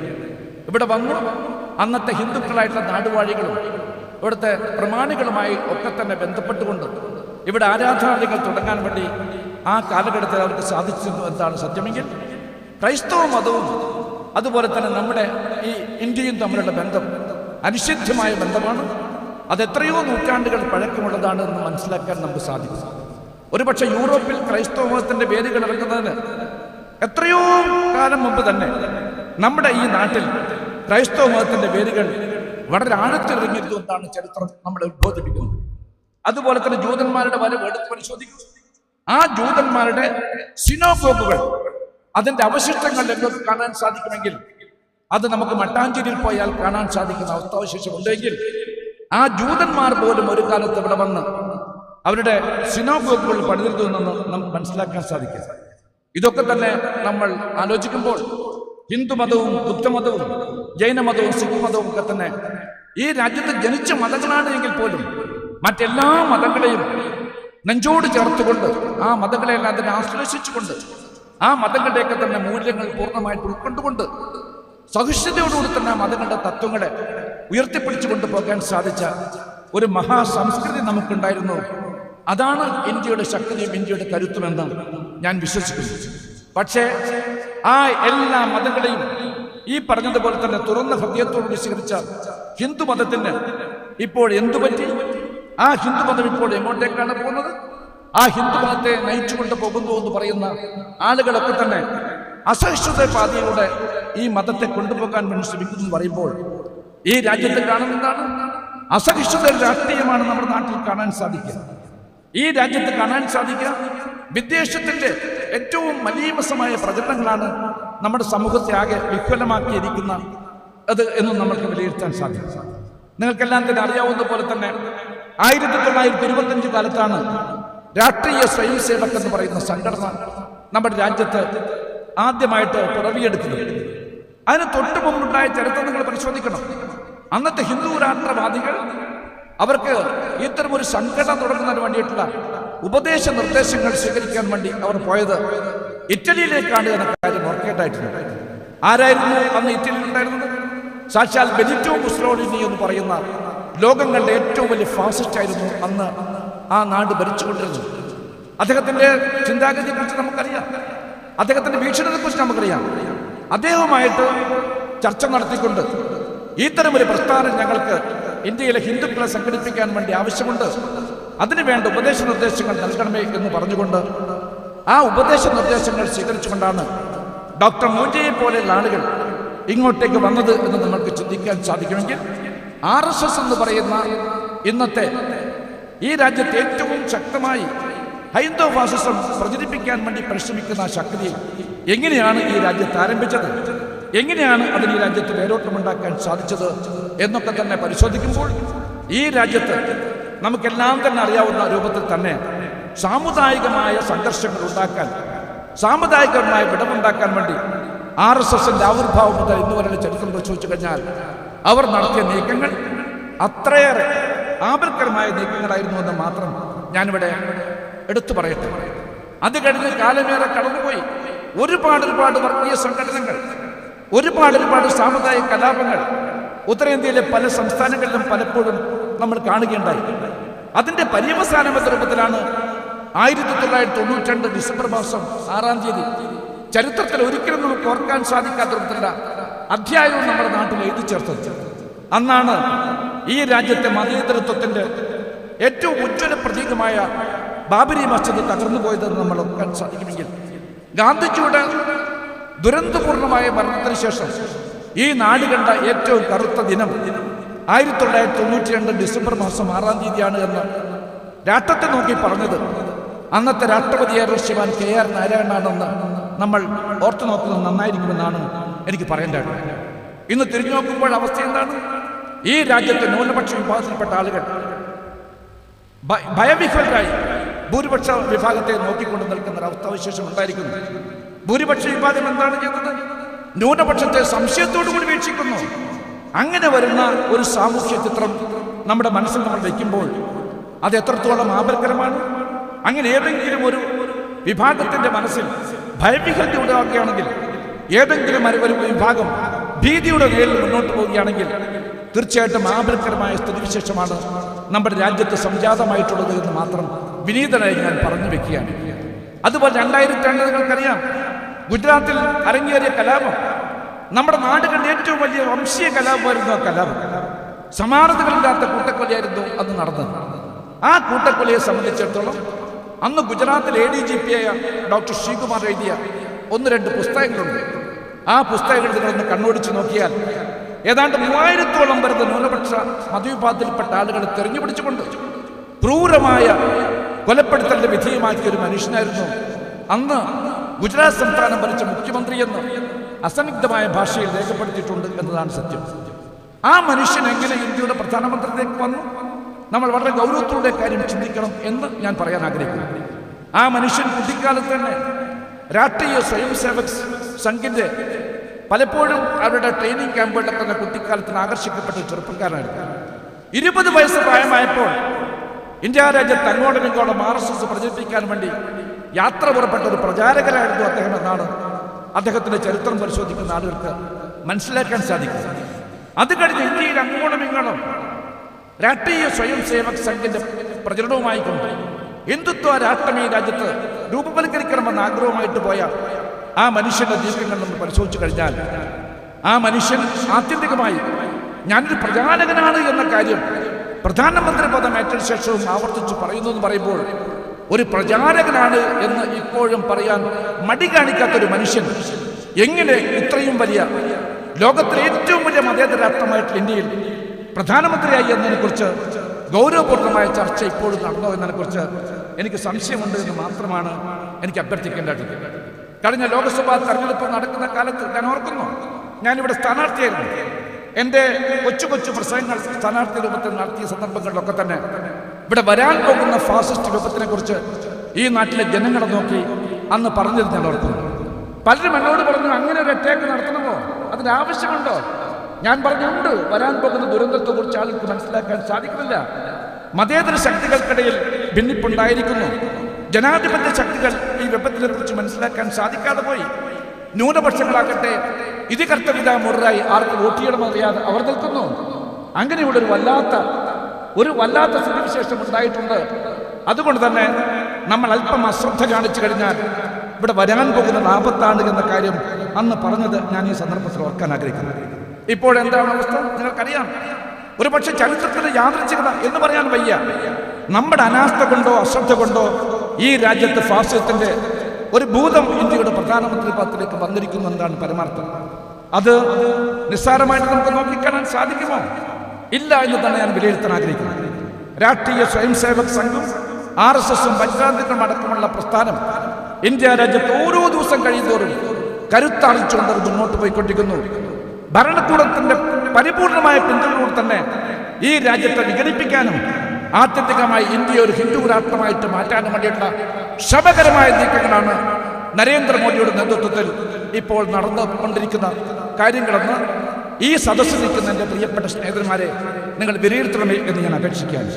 നാഗ്പൂർ എന്ന് പറയുന്ന RSSന്റെ ആസ്ഥാനം, ആ ആസ്ഥാനത്തിൽ വരുന്ന ആജ്ഞകൾ ഇന്ന് ഗവൺമെന്റിന് ഉത്തരവുകളായിട്ട് വരുന്നു എന്ന് വരുമ്പോൾ നമുക്ക് തിരിച്ചറിയാൻ സാധിക്കാതെ പോവുകയാണ്. അതിൻ്റെ ആപത്ത് എന്താണ് എന്ന് നമുക്ക് മനസ്സിലാക്കാൻ സാധിക്കാതെ പോവുകയാണ്. ഈ ഗവൺമെന്റ് അധികാരം ഏറ്റെടുത്ത ഉടനെ ബഹുമാനപ്പെട്ട എൻ്റെ സുഹൃത്തുക്കൾക്കൊക്കെ തന്നെ അറിയാം, മോഹൻ ഭഗത് എന്ന് പറയുന്ന RSS സംഘചാലകൻ അദ്ദേഹം നടത്തിയൊരു പ്രസ്താവനയുണ്ട്. ആ പ്രസ്താവന ഇപ്പോഴും എൻ്റെ കയ്യിലുണ്ട്. അദ്ദേഹം എന്താണ് പറഞ്ഞത്? 1200 വർഷമായി നമ്മെ ആരൊക്കെയോ അടക്കി ഭരിക്കുകയായിരുന്നു. നമുക്കൊരുപാട് കാര്യങ്ങൾ നഷ്ടപ്പെട്ടു പോയി. ഇനി നമുക്ക് ആ നഷ്ടം സഹിക്കാൻ വയ്യ. നഷ്ടപ്പെട്ടതെല്ലാം തിരിച്ചു പിടിക്കാനുള്ള സന്ദർഭം ഇതാ സമാഗതമായിരിക്കുന്നു. അതുകൊണ്ട് നമുക്ക് അതിനുള്ള ആദ്യത്തെ ഒരു ചുവടുവെപ്പ് നമുക്ക് ആരംഭിക്കേണ്ടത് നമുക്ക് വിദ്യാഭ്യാസ രംഗത്താണ് എന്ന് പറഞ്ഞുകൊണ്ട് ആ വിദ്യാഭ്യാസ രംഗത്ത് അടിമുടി പരിഷ്കരണം വേണം, അടിമുടി മാറ്റം വേണം. ആ മാറ്റത്തിലൂടെ മാത്രമേ ഈ രാജ്യത്ത് നമ്മുടെ ആധിപത്യം ഉറപ്പിക്കാൻ സാധിക്കൂ എന്ന് പറഞ്ഞ RSS സർസംഘചാലന്റെ അന്നത്തെ പ്രസ്താവനയെ വരികൾക്കിടയിലൂടെ വായിക്കാൻ നമുക്ക് കഴിയാതെ പോയത് ഒരു ദുരന്തമായി പോയി എന്ന് മാത്രം ഞാനോട് പറയട്ടെ. ഇന്നെന്താണ് സ്ഥിതി? ഇവിടെ വിദ്യാഭ്യാസ പരിഷ്കാരത്തിന് തുടക്കം കുറിച്ച് ആ പരിഷ്കാര പദ്ധതി സർക്കാരിന് മുമ്പിൽ സമർപ്പിച്ചുകൊണ്ട് ഈ രാജ്യത്തിന് മുമ്പാകെ വരാൻ പോകുന്ന പരിഷ്കാരത്തെക്കുറിച്ചുള്ള ചർച്ചകൾ പൂർത്തിയാക്കിയെന്നാണ് ഗവൺമെന്റ് പറയുന്നത്. ആരെയാണ് അതിന്റെ ചെയർമാനായി വെച്ചിരിക്കുന്നത്? TSR സുബ്രഹ്മണ്യം പറയുന്ന ക്യാബിനറ്റ് സെക്രട്ടറി, അതുപോലത്തെ 4 മുൻ IAS-കാരായിട്ടുള്ള ആളുകൾ, അവരെയൊക്കെ തന്നെ വെച്ചിരിക്കുന്നത് അവരാരാണ്? RSS ബാക്ക്ഗ്രൗണ്ടിൽ ഉദ്യോഗസ്ഥന്മാരെയാണ് വെച്ചിരിക്കുന്നത്. ഒരൊറ്റ വിദ്യാഭ്യാസ പ്രവർത്തകൻ മാത്രമേ അതുള്ളൂ, JS രാജ്പുത് എന്ന് പറയുന്ന ആൾ, NCERTയുടെ മുൻ ഡയറക്ടർ. അദ്ദേഹമാകട്ടെ വാജ്പേയി ഇന്ത്യ രാജ്യം ഭരിച്ച സന്ദർഭത്തിൽ NDAയുടെ ഗവൺമെന്റിന്റെ കാലത്ത് അന്ന് അദ്ദേഹം NCERTയുടെ ഡയറക്ടറായിരുന്ന സമയത്ത് കുപ്രസിദ്ധി നേടിയിട്ടുള്ള ഒരു ഉദ്യോഗസ്ഥനാണ് എന്ന കാര്യം നമ്മൾ ഓർക്കേണ്ടതായിട്ടുണ്ട്. വിദ്യാഭ്യാസം വിശേഷിപ്പിക്കാൻ സാധ്യമല്ല. അവർ വെച്ചുകൊണ്ടാണ് ഒരു വിദ്യാഭ്യാസ പരിഷ്കാരം ഇപ്പോൾ സർക്കാരിന് മുമ്പിൽ സമർപ്പിച്ചിരിക്കുന്നത്. ആ വിദ്യാഭ്യാസ പരിഷ്കാരം വന്നാൽ ഈ രാജ്യത്ത് ഉണ്ടാകാൻ പോകുന്ന ആപത്ത് എന്താണ്? ഹൈന്ദവത്വത്തിലേക്ക് ഇന്ത്യയെ നയിക്കാൻ എല്ലാ തരത്തിലുമുള്ള സന്നാഹങ്ങൾ ഒരുക്കിക്കൊണ്ട് റിപ്പോർട്ടായിരിക്കും ആ റിപ്പോർട്ട് എന്ന കാര്യത്തിൽ എനിക്ക് അശേഷം സംശയമില്ല. ആ റിപ്പോർട്ടിനെ കുറിച്ച് നമ്മുടെ സമൂഹം, ഇന്ത്യൻ സമൂഹം വളരെ ആഴത്തിറങ്ങിയിട്ടുള്ള പഠനങ്ങൾ നടത്തിയിട്ടില്ല എങ്കിൽ നമുക്കെല്ലാം നഷ്ടപ്പെട്ടു പോകുന്നൊരു അവസ്ഥാവിശേഷം ഇവിടെ സംജാതമാകുമെന്ന് ഞാൻ ഭയപ്പെടുകയാണ്. ഗവൺമെന്റ് അധികാരത്തിൽ വന്ന ഉടനെ തന്നെ NCERTയുടെ ഡയറക്ടറെയാണ് ആദ്യം മാറ്റിയത്. വിദ്യാഭ്യാസത്തിൽ മാറ്റമുണ്ടാകണം. അത് കഴിഞ്ഞ് Indian council of historical research അതിന്റെ തലവനെ മാറ്റി ആരെയാണ് വെച്ചിരിക്കുന്നത്? നിങ്ങൾക്കെല്ലാം തന്നെ അറിയാവുന്ന പോലെ തന്നെ ഡോക്ടർ Y സുദർശൻ റാവു എന്ന് പറയുന്ന അറിയപ്പെടുന്ന ഒരു RSSകാരനായിട്ട് പ്രൊഫസറെയാണ് വെച്ചിരിക്കുന്നത്. NFTI നിങ്ങൾക്കറിയാം, national film and television institute. ആ ഇൻസ്റ്റിറ്റ്യൂട്ടിൽ സിനിമയെക്കുറിച്ച് ആധികാരികമായി സംസാരിക്കാൻ അർഹതയുള്ള നിരവധി ആളുകളെ മാറ്റിയെടുത്തുകൊണ്ട് BJPയുമായി ബന്ധപ്പെട്ടുകൊണ്ട് ടെലിഫിലിമിൽ ഏതോ ദൈവത്തിന്റെ വേഷം കെട്ടി എന്ന് പറയുന്ന ഒരു 3ാം ക്ലാസ് നടനെ വെച്ചുകൊണ്ടാണ് ഇന്ത്യയിലെ ഫിലിം ഇൻസ്റ്റിറ്റ്യൂട്ട് അതിന്റെ തലപ്പത്തേക്ക് അദ്ദേഹത്തെ പഠിച്ചിട്ട് വരുമ്പോൾ എല്ലായിടത്തും മാറ്റമുണ്ടാക്കാൻ വേണ്ടി വിദ്യാഭ്യാസ രംഗത്ത് അതിലൂടെ ഒരു മാറ്റമുണ്ടാക്കാൻ സാധിക്കും, ഞങ്ങളുടെ ലക്ഷ്യത്തിലേക്ക് എത്തിക്കാൻ സാധിക്കുന്ന രൂപത്തിലാണ് BJP പോയിക്കൊണ്ടിരിക്കുന്നത്. ഇപ്പോഴത്തെ UGC ചെയർമാൻ എനിക്കറിയാം, വേദ് പ്രകാശ്. അദ്ദേഹം കുറവന്റെ കയ്യിലെ കുരങ്ങനെ പോലെയാണ് അദ്ദേഹം കളിക്കുന്നത്. BJP എന്താണോ പറയുന്നത് ആ പറയുന്നത് പോലെ ചാടുകയും അതുപോലെ തന്നെ ഓടുകയും ഒക്കെ ചെയ്യുന്ന ഒരു മനുഷ്യനായിട്ട് അദ്ദേഹം മാറിയിട്ടുണ്ടെങ്കിൽ അദ്ദേഹത്തെ വെച്ചുകൊണ്ട് ഈ രാജ്യത്ത് എങ്ങനെയാണ് വിദ്യാഭ്യാസ രംഗത്ത് പരിഷ്കാരം ഉണ്ടാക്കാൻ സാധിക്കുക? അതുപോലെ ഈ ഗവൺമെന്റ് അധികാരത്തിൽ എന്ന് പറഞ്ഞ സയൻസ് കോൺഗ്രസ് ബോംബെയിൽ വെച്ച് നടത്തപ്പെടുകയുണ്ടായി. 103ാമത് സയൻസ് കോൺഗ്രസ് ആയിരുന്ന സമ്മേളനം. ആ സമ്മേളനത്തിലേക്ക് പണ്ടൊക്കെ തന്നെ പ്രധാനമന്ത്രിമാർ ഏറെ തയ്യാറെടുപ്പുകൾ നടത്തിക്കൊണ്ടായിരുന്നു ആ സമ്മേളനത്തിൽ പോകാൻ. ഡോക്ടർ CV രാമനെ പോലുള്ള ആളുകൾ പങ്കെടുക്കുന്ന, ഡോക്ടർ സർവപ്പള്ളി രാധാകൃഷ്ണൻ പോലുള്ള ആളുകൾ പങ്കെടുക്കുന്ന, ഇന്ത്യയിൽ രംഗപ്രതിഷ്ഠയായിട്ടുള്ള ശാസ്ത്രകാരന്മാർ പങ്കെടുക്കുന്ന ആ വേദിയിൽ പണ്ഡിറ്റ് ജവഹർലാൽ നെഹ്റു പോലും അറച്ചുകൊണ്ടായിരുന്നു പോയതെന്നാണ് ചരിത്രം പറയുന്നത്. പക്ഷെ നമ്മുടെ പ്രധാനമന്ത്രി വാചോടാപത്തിന് പേര് കേട്ട അംഗചേഷ്ടകൾ കൊണ്ട് ഈ നാട്ടിലെ ആളുകളെ വഞ്ചിച്ചു പോകുന്ന പ്രധാനമന്ത്രി അദ്ദേഹം അവിടെ കയറിയിട്ട് എന്താണ് പറഞ്ഞത്? അദ്ദേഹം എക്സ്റ്റംപർ സ്പീച്ചാണ് അവിടെ നടത്തിയത്. എഴുതി തയ്യാറാക്കാത്തൊരു പ്രസംഗമാണ് അദ്ദേഹം നടത്തിയത്. അദ്ദേഹം പറയുന്നതാണ്, നമുക്ക് വേദകാലഘട്ടത്തിലേക്ക് തിരിച്ചു പോകണം, ആ വേദകാലഘട്ടത്തിലേക്ക് തിരിച്ചു പോകലാണ് ഇന്ത്യയുടെ ആവശ്യമെന്ന ആ ശാസ്ത്രകാരന്മാരുടെ യോഗത്തിൽ വെച്ച് യാതൊരു തരത്തിലുള്ള മനഃചാഞ്ചല്യവുമില്ലാതെ അദ്ദേഹം സംസാരിച്ചെന്ന് പറയുമ്പോൾ അദ്ദേഹത്തിന്റെ അവസ്ഥാവിശേഷം എന്താണ് നമ്മൾ ചിന്തിക്കണമേ എന്ന് അപേക്ഷിക്കുന്നു. ഹിസ്റ്ററി ഇൻറ്റു ഇന്ത്യൻ മിത്തോളജി എന്നാണ് അദ്ദേഹം പറഞ്ഞിട്ടുള്ളത്. എന്താണ് അർത്ഥം? നമുക്ക് ചരിത്രമല്ല ആവശ്യമുള്ളത്, നമ്മൾക്ക് പുരാണങ്ങളിലേക്കും ഇതിഹാസങ്ങളിലേക്കും തിരിച്ചു പോകണം. അതാണ് യാഥാർത്ഥ്യം. എഴുതി തയ്യാറാക്കിയ ചരിത്രമൊന്നും ചരിത്രമല്ല എന്നാണ് അദ്ദേഹം പറഞ്ഞത്. പിന്നീട് അദ്ദേഹം എന്താണ് പറഞ്ഞത്? നമുക്ക് ഫിലോസഫി അല്ല വേണ്ടത്, നമുക്ക് ഇന്ത്യൻ തിയോളജിയാണ് വേണ്ടത് എന്നാണ് പറഞ്ഞത്. അർത്ഥം എന്താണ്? നമുക്ക് തത്വശാസ്ത്രങ്ങളൊന്നുമല്ല, ഭാരതീയ മതപഠനമാണ് നമുക്ക് ആവശ്യമുള്ളത് എന്ന് പറയുമ്പോൾ ഹിന്ദു മതമാണ് ശരി, അത് മാത്രമേ പഠിക്കാൻ പാടുള്ളൂ എന്ന തരത്തിൽ മുസൂചനയോട് കൂടിയിട്ടാണ് അദ്ദേഹം നടത്തിയ പ്രസ്താവന എന്ന് നമ്മൾ വിലയിരുത്തലായിട്ടുണ്ട്. പിന്നീട് എന്താണ് പറഞ്ഞത്? ഇന്ത്യ രാജ്യം ഒരുപാട് ഭാഷകളുണ്ട്, ആ ഭാഷകളെക്കാൾ പ്രാധാന്യം കൊടുത്തുകൊണ്ട് എല്ലായിടത്തും നമുക്ക് അംഗീകരിക്കപ്പെടേണ്ടത് സംസ്കൃത ഭാഷയാണ്. ആ സംസ്കൃത ഭാഷയ്ക്കാണ് പ്രാധാന്യം കൊടുക്കേണ്ടത്. നിർബന്ധപൂർവ്വം സംസ്കൃതം പഠിക്കേണ്ട സാഹചര്യം ഇന്ത്യയിൽ സൃഷ്ടിക്കപ്പെടുമെന്നാണ് പറയുന്നത്. ഇതൊക്കെ തന്നെ എങ്ങോട്ടേക്കാണ് നമ്മുടെ രാജ്യത്തെ കൊണ്ടുപോകുന്നത്? ആത്യന്തികമായി ഏതൊരു ഭാരതീയ ജനതാ പാർട്ടി മാർക്സിസമാണോ ഇന്ത്യയെ ഹൈന്ദവവൽക്കരിക്കാൻ വേണ്ടി ശ്രമിക്കുന്നത്, ആ ഹൈന്ദവ വൽക്കരണ പ്രക്രിയയുടെ ആദ്യത്തെ ചുവടുവെപ്പായിട്ട് മാത്രമേ ഇത് നമുക്ക് വിലയിരുത്തേണ്ടതായിട്ടുള്ളൂ. ഉത്കണ്ഠയുടെ പശ്ചാത്തലമാണുള്ളത്. നിതാന്ത ജാഗ്രതയോടുകൂടി നമുക്ക് മുന്നോട്ട് പോകാൻ സാധിച്ചില്ല എങ്കിൽ ആത്യന്തികമായി ഒരു സെക്യുലർ രാജ്യം എന്ന് പറയുന്നത് നമ്മുടെ രാജ്യം, ലോകത്തിലെ ഏറ്റവും വലിയ സെക്യുലർ രാജ്യമായ ഇന്ത്യ, ആ സെക്യുലർ രാജ്യത്തിന്റെ അസ്ഥിവാരം ആകെ തകർന്നു പോകുമെന്ന് മാത്രം ഞാനിവിടെ പറയാൻ ആഗ്രഹിക്കുന്നു. ഇന്ത്യ ഭരണഘടന എഴുതി തയ്യാറാക്കിയ ആ 947 കഴിഞ്ഞുള്ള കാലഘട്ടം, നമ്മുടെ ഭരണഘടന എഴുതി തയ്യാറാക്കിയ കാലഘട്ടം നമ്മൾ ഓർക്കണം. അന്ന് നമ്മൾ എന്താണ് ഭരണഘടന പറഞ്ഞത്? India is a sovereign democratic republic എന്നാണ് പറഞ്ഞത്. ബഹുമാന്യ ഇന്ദിരാഗാന്ധി പ്രധാനമന്ത്രിയായ 1976 കാലത്ത് അവരാണ് പറഞ്ഞത് പോരാ, അത് മാത്രം പോരാ, നമുക്ക് മതേതരത്വം കൂടി അതിൽ എഴുതി ചേർക്കണമെന്ന് പറഞ്ഞുകൊണ്ട് ആ ഭരണഘടനയിൽ കാതലായ മാറ്റം വരുത്തിക്കൊണ്ട് India is a sovereign democratic socialist and secular republic എന്ന് എഴുതി ചേർത്തത് പ്രിയപ്പെട്ട ഇന്ദിരാഗാന്ധിയാണ്. ഇന്ദിരാഗാന്ധിയോട് വൈരാഗ്യം കാണും, രാഷ്ട്രീയമായ വിമർശനമുണ്ടാകും. പക്ഷെ സെക്യുലറിസത്തിന്റെ കാര്യത്തിൽ ഇന്ദിരാഗാന്ധിയും നെഹ്റുവും അതുപോലെ തന്നെ മഹാത്മാഗാന്ധിജുമൊക്കെ തന്നെ ഒരിക്കൽ പോലും കോംപ്രമൈസ് ചെയ്തിട്ടില്ല എന്ന് മനസ്സിലാക്കാൻ നമുക്ക് സാധിക്കുമെങ്കിൽ ആ മഹത്വം കൂടി വിലയിരുത്താൻ ഇതുപോലെയുള്ള സദസ്സുകൾ തയ്യാറാക്കണമെന്ന് മാത്രം ഞാൻ വിനീതനായിട്ട് അപേക്ഷിക്കുകയാണ്. നമുക്കറിയാം IS എന്ന് പറയുന്ന ആശയം, ആ ആശയത്തെ എതിർക്കാത്ത ആരാണുള്ളത്? ലോകമെമ്പാടുമുള്ള ഇസ്ലാമിക രാഷ്ട്രങ്ങളൊക്കെ തന്നെ IS-നെ ശക്തിയായിട്ട് എടുത്തിട്ടുണ്ട്. കാരണം എന്താണ്? നിരപരാധികളെ കൊന്നൊടുക്കുക എന്നത് അനിസ്ലാമികമാണ്. നിരപരാധികളെ കൊന്നൊടുക്കുക എന്നത് അംഗീകരിക്കാൻ സാധിക്കില്ല. എല്ലാ മനുഷ്യരെയും ഏകോദര സഹോദരന്മാരെ പോലെ കാണാൻ സാധിക്കുന്ന ഒരു മതമാണ്. ആ മതമാണ് ഇസ്ലാം എന്നുകൊണ്ട് ഇസ്ലാം തീവ്രവാദം അതേത് രൂപത്തിലായാലും അംഗീകരിക്കുകയില്ല എന്ന് പറഞ്ഞുകൊണ്ട് ലോകത്തെ നോക്കിക്കൊണ്ട് സംസാരിച്ചതാണ് ലോകത്തിലെ ഇസ്ലാമിക രാഷ്ട്രത്തെ തലവന്മാർ. എങ്കിൽ എന്തുകൊണ്ടാണ് ഒരു പ്രത്യേക സമുദായത്തിൽപ്പെട്ട ആളുകളെ മാത്രം സംശയത്തിന്റെ മുൾമുനയിൽ നിർത്തിക്കൊണ്ട് ഭീകരവാദം ഒരു പ്രത്യേക സമുദായക്കാരാണ്, ഭീകരവാദം ഒരു പ്രത്യേക മതത്തിൽപ്പെട്ടവരാണ് നടത്തിക്കൊണ്ടിരിക്കുന്നത് എന്ന് പറഞ്ഞുകൊണ്ട് ഈ രാജ്യത്ത് സംഘടിതമായിട്ടുള്ള പ്രചരണം നടത്തുന്നത്?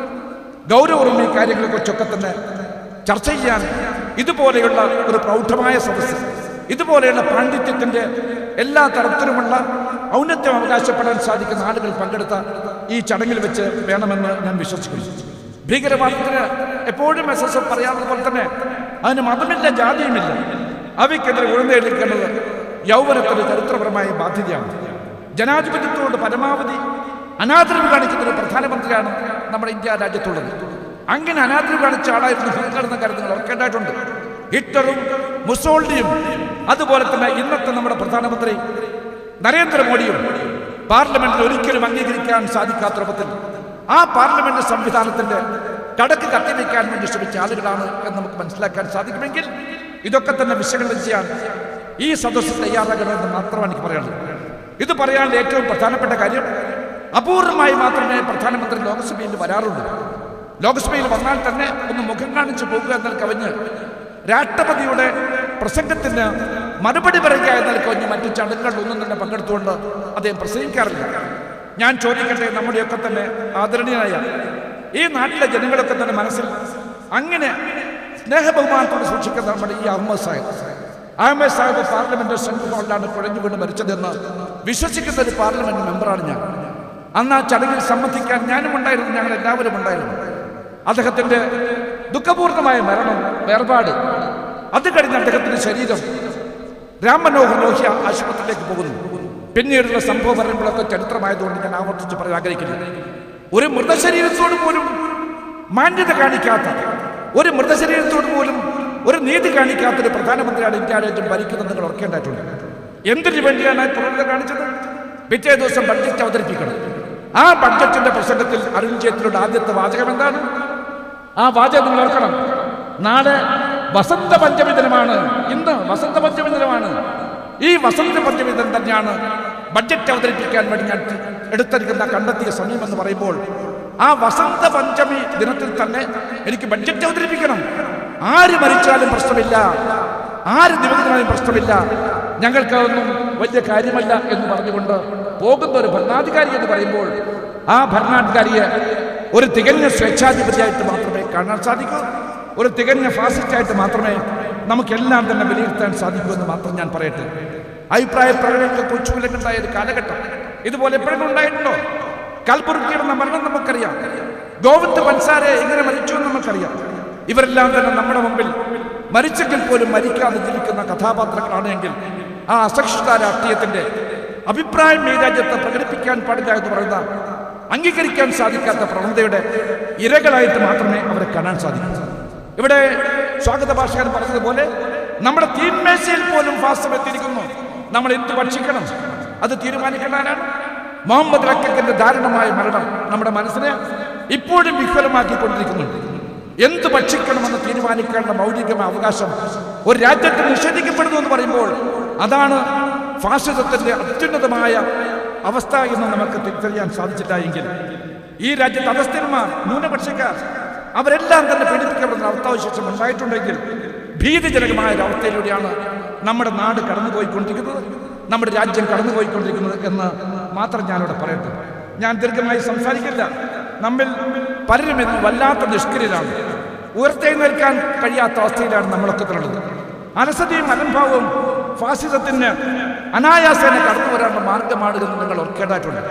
എവിടെ ജനങ്ങൾ ഉറങ്ങിക്കിടക്കുന്നോ, എവിടെ ജനങ്ങൾ അലസത കാണിക്കുന്നതോ അവിടെയാണ് ഫാസിസം കടന്നു വന്നതെന്ന് നിങ്ങൾക്ക് ഓർക്കാൻ സാധിക്കുമെങ്കിൽ, അലസത വെടിഞ്ഞുകൊണ്ട്, അതുപോലെ നിഷ്ക്രിയത്വം വെടിഞ്ഞുകൊണ്ട്, പ്രതിഷേധിക്കേണ്ടടുത്ത് പ്രതിഷേധിച്ചുകൊണ്ട്, അതുപോലെ തന്നെ എവിടെയൊക്കെ തന്നെ നിങ്ങളുടെ അഭിപ്രായങ്ങൾ രേഖപ്പെടുത്തണമോ അവിടെ ശക്തമായ അഭിപ്രായങ്ങൾ രേഖപ്പെടുത്തിക്കൊണ്ട് മുന്നോട്ട് പോകണമെന്നാണ് വിനീതനായി എനിക്ക് പറയേണ്ടതായിട്ടുള്ളത്. ഇവിടെ തീർച്ചയായിട്ടും ഗൗരവപൂർണ്ണമായ ചർച്ച ഇതേക്കുറിച്ച് നടക്കുമെന്ന് ഞാൻ വിശ്വസിക്കുന്നു. ഗൗരവപൂർണ്ണമായ ചർച്ച നടക്കേണ്ട ഒരു സമയം ഇത് തന്നെയാണ്. അല്ലെങ്കിൽ ഫാസിസം നമ്മുടെ വീട്ടുപടിക്കലെത്തിയിരിക്കുന്നു. ഫാസിസം നമ്മെ എല്ലാവരെയും വിഴുകുന്ന അവസ്ഥയിലേക്ക് എത്തിയിരിക്കുന്നു. ആ ഫാസിസത്തിനായിട്ടുള്ള ഒരു കൂട്ടായ്മ എന്ന രൂപത്തിൽ ഈ മാനവികം സെമിനാർ മാറട്ടെ എന്നാണ് എനിക്ക് ഹൃദയപൂർവ്വം ആശംസിക്കേണ്ടത്.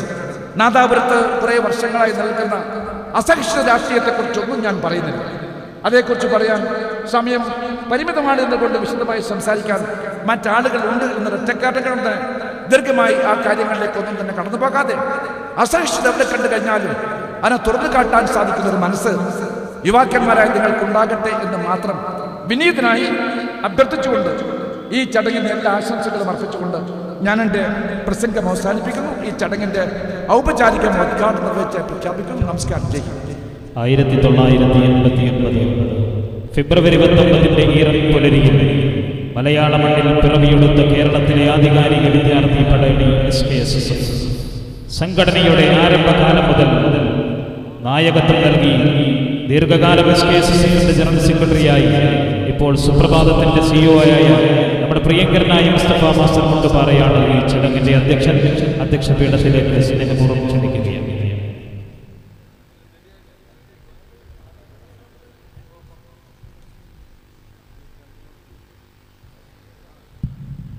السلام عليكم ورحمة الله وبركاته.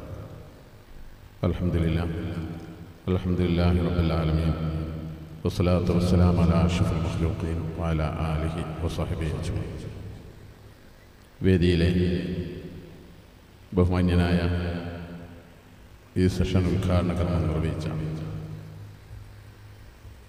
ശ്രീമാൻ മുല്ലപ്പള്ളി രാമചന്ദ്രൻ സാർ, സംസ്കാര കേന്ദ്ര മുഷാവറ അംഗം ആദരണീയനായ ചേലക്കാട് ഉസ്താദ് അവർ, ബഹുമാന്യനായ ഓണംപിള്ളി മുഹമ്മദ് ഫൈസി, ബഹുമാന്യനായ തങ്ങളവറുകൾ ഉൾപ്പെടെയുള്ള വേദിയിലും സദസ്സിലുമുള്ള സാദാത്തുക്കളെ, ഉലമാക്കളെ, നേതാക്കളെ, പ്രിയപ്പെട്ട സഹോദരങ്ങളെ, സഹപ്രവർത്തകരെ,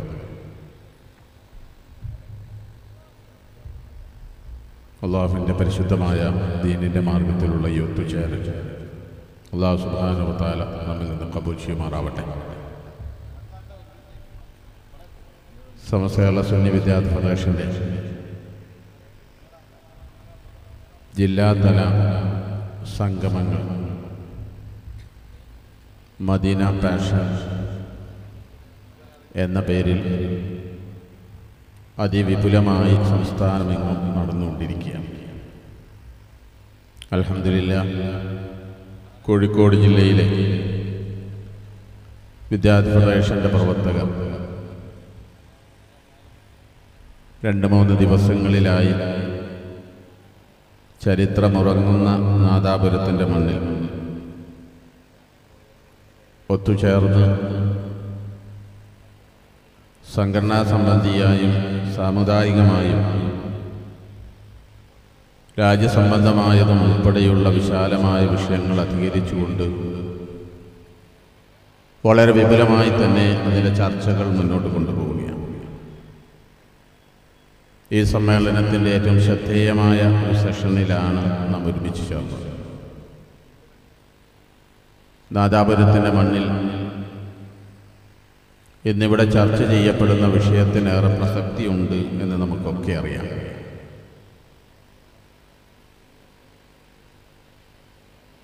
കേരളീയ മുസ്ലിം ഉമ്മത്തിൻ്റെ സിംഹഭാഗത്തെ പ്രതിനിധീകരിക്കുന്ന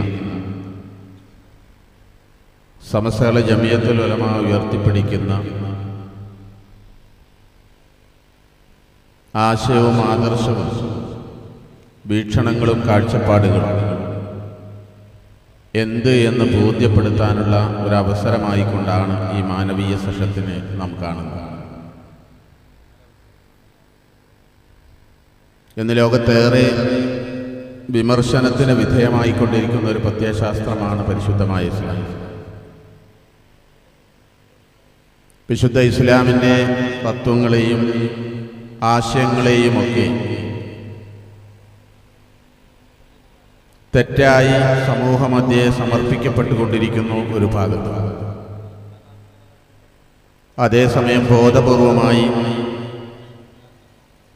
വസ്തുതകൾ വളച്ചൊടിച്ചുകൊണ്ട് സമുദായത്തിൻ്റെ പ്ലാറ്റ്ഫോമിന് പുറത്തു നിന്നുകൊണ്ട് ഇസ്ലാമിനെ വിമർശിക്കുന്ന ആളുകളും നമ്മുടെ സമൂഹത്തിൽ നാം കാണുകയാണ്.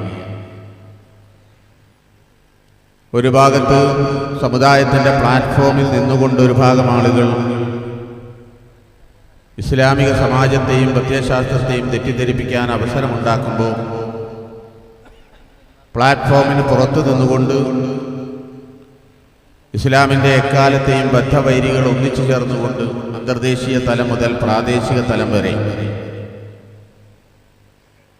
ഇസ്ലാമിൻ്റെ പേരിൽ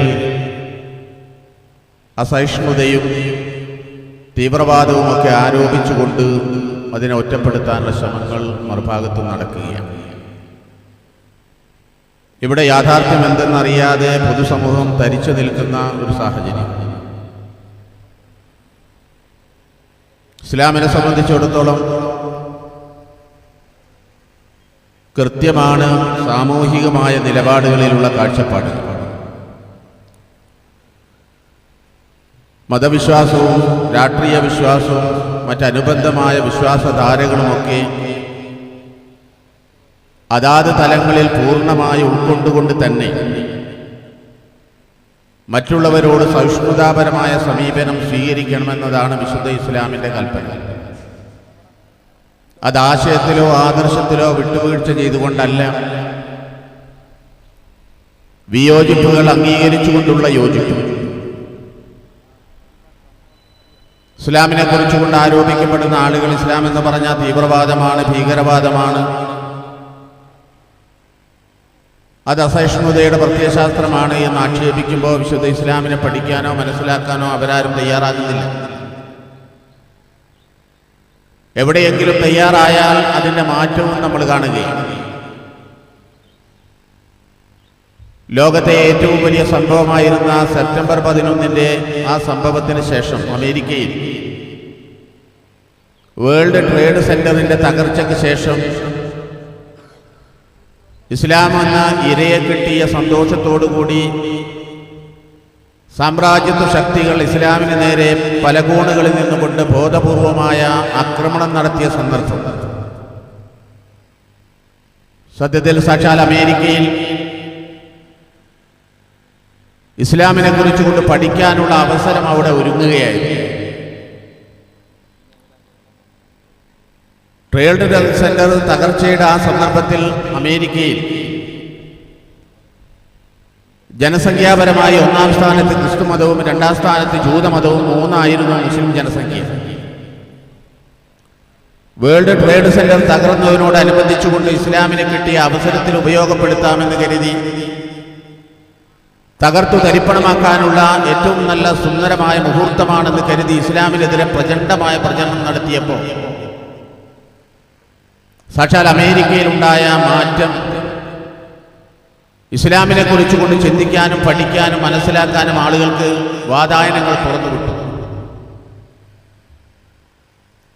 ആ സംഭവം നടന്ന ഉടനെ അമേരിക്കയിലെ ബുക്ക് സ്റ്റാളുകളിലും അതുപോലെ തന്നെ ഗ്രന്ഥശാലകളിലും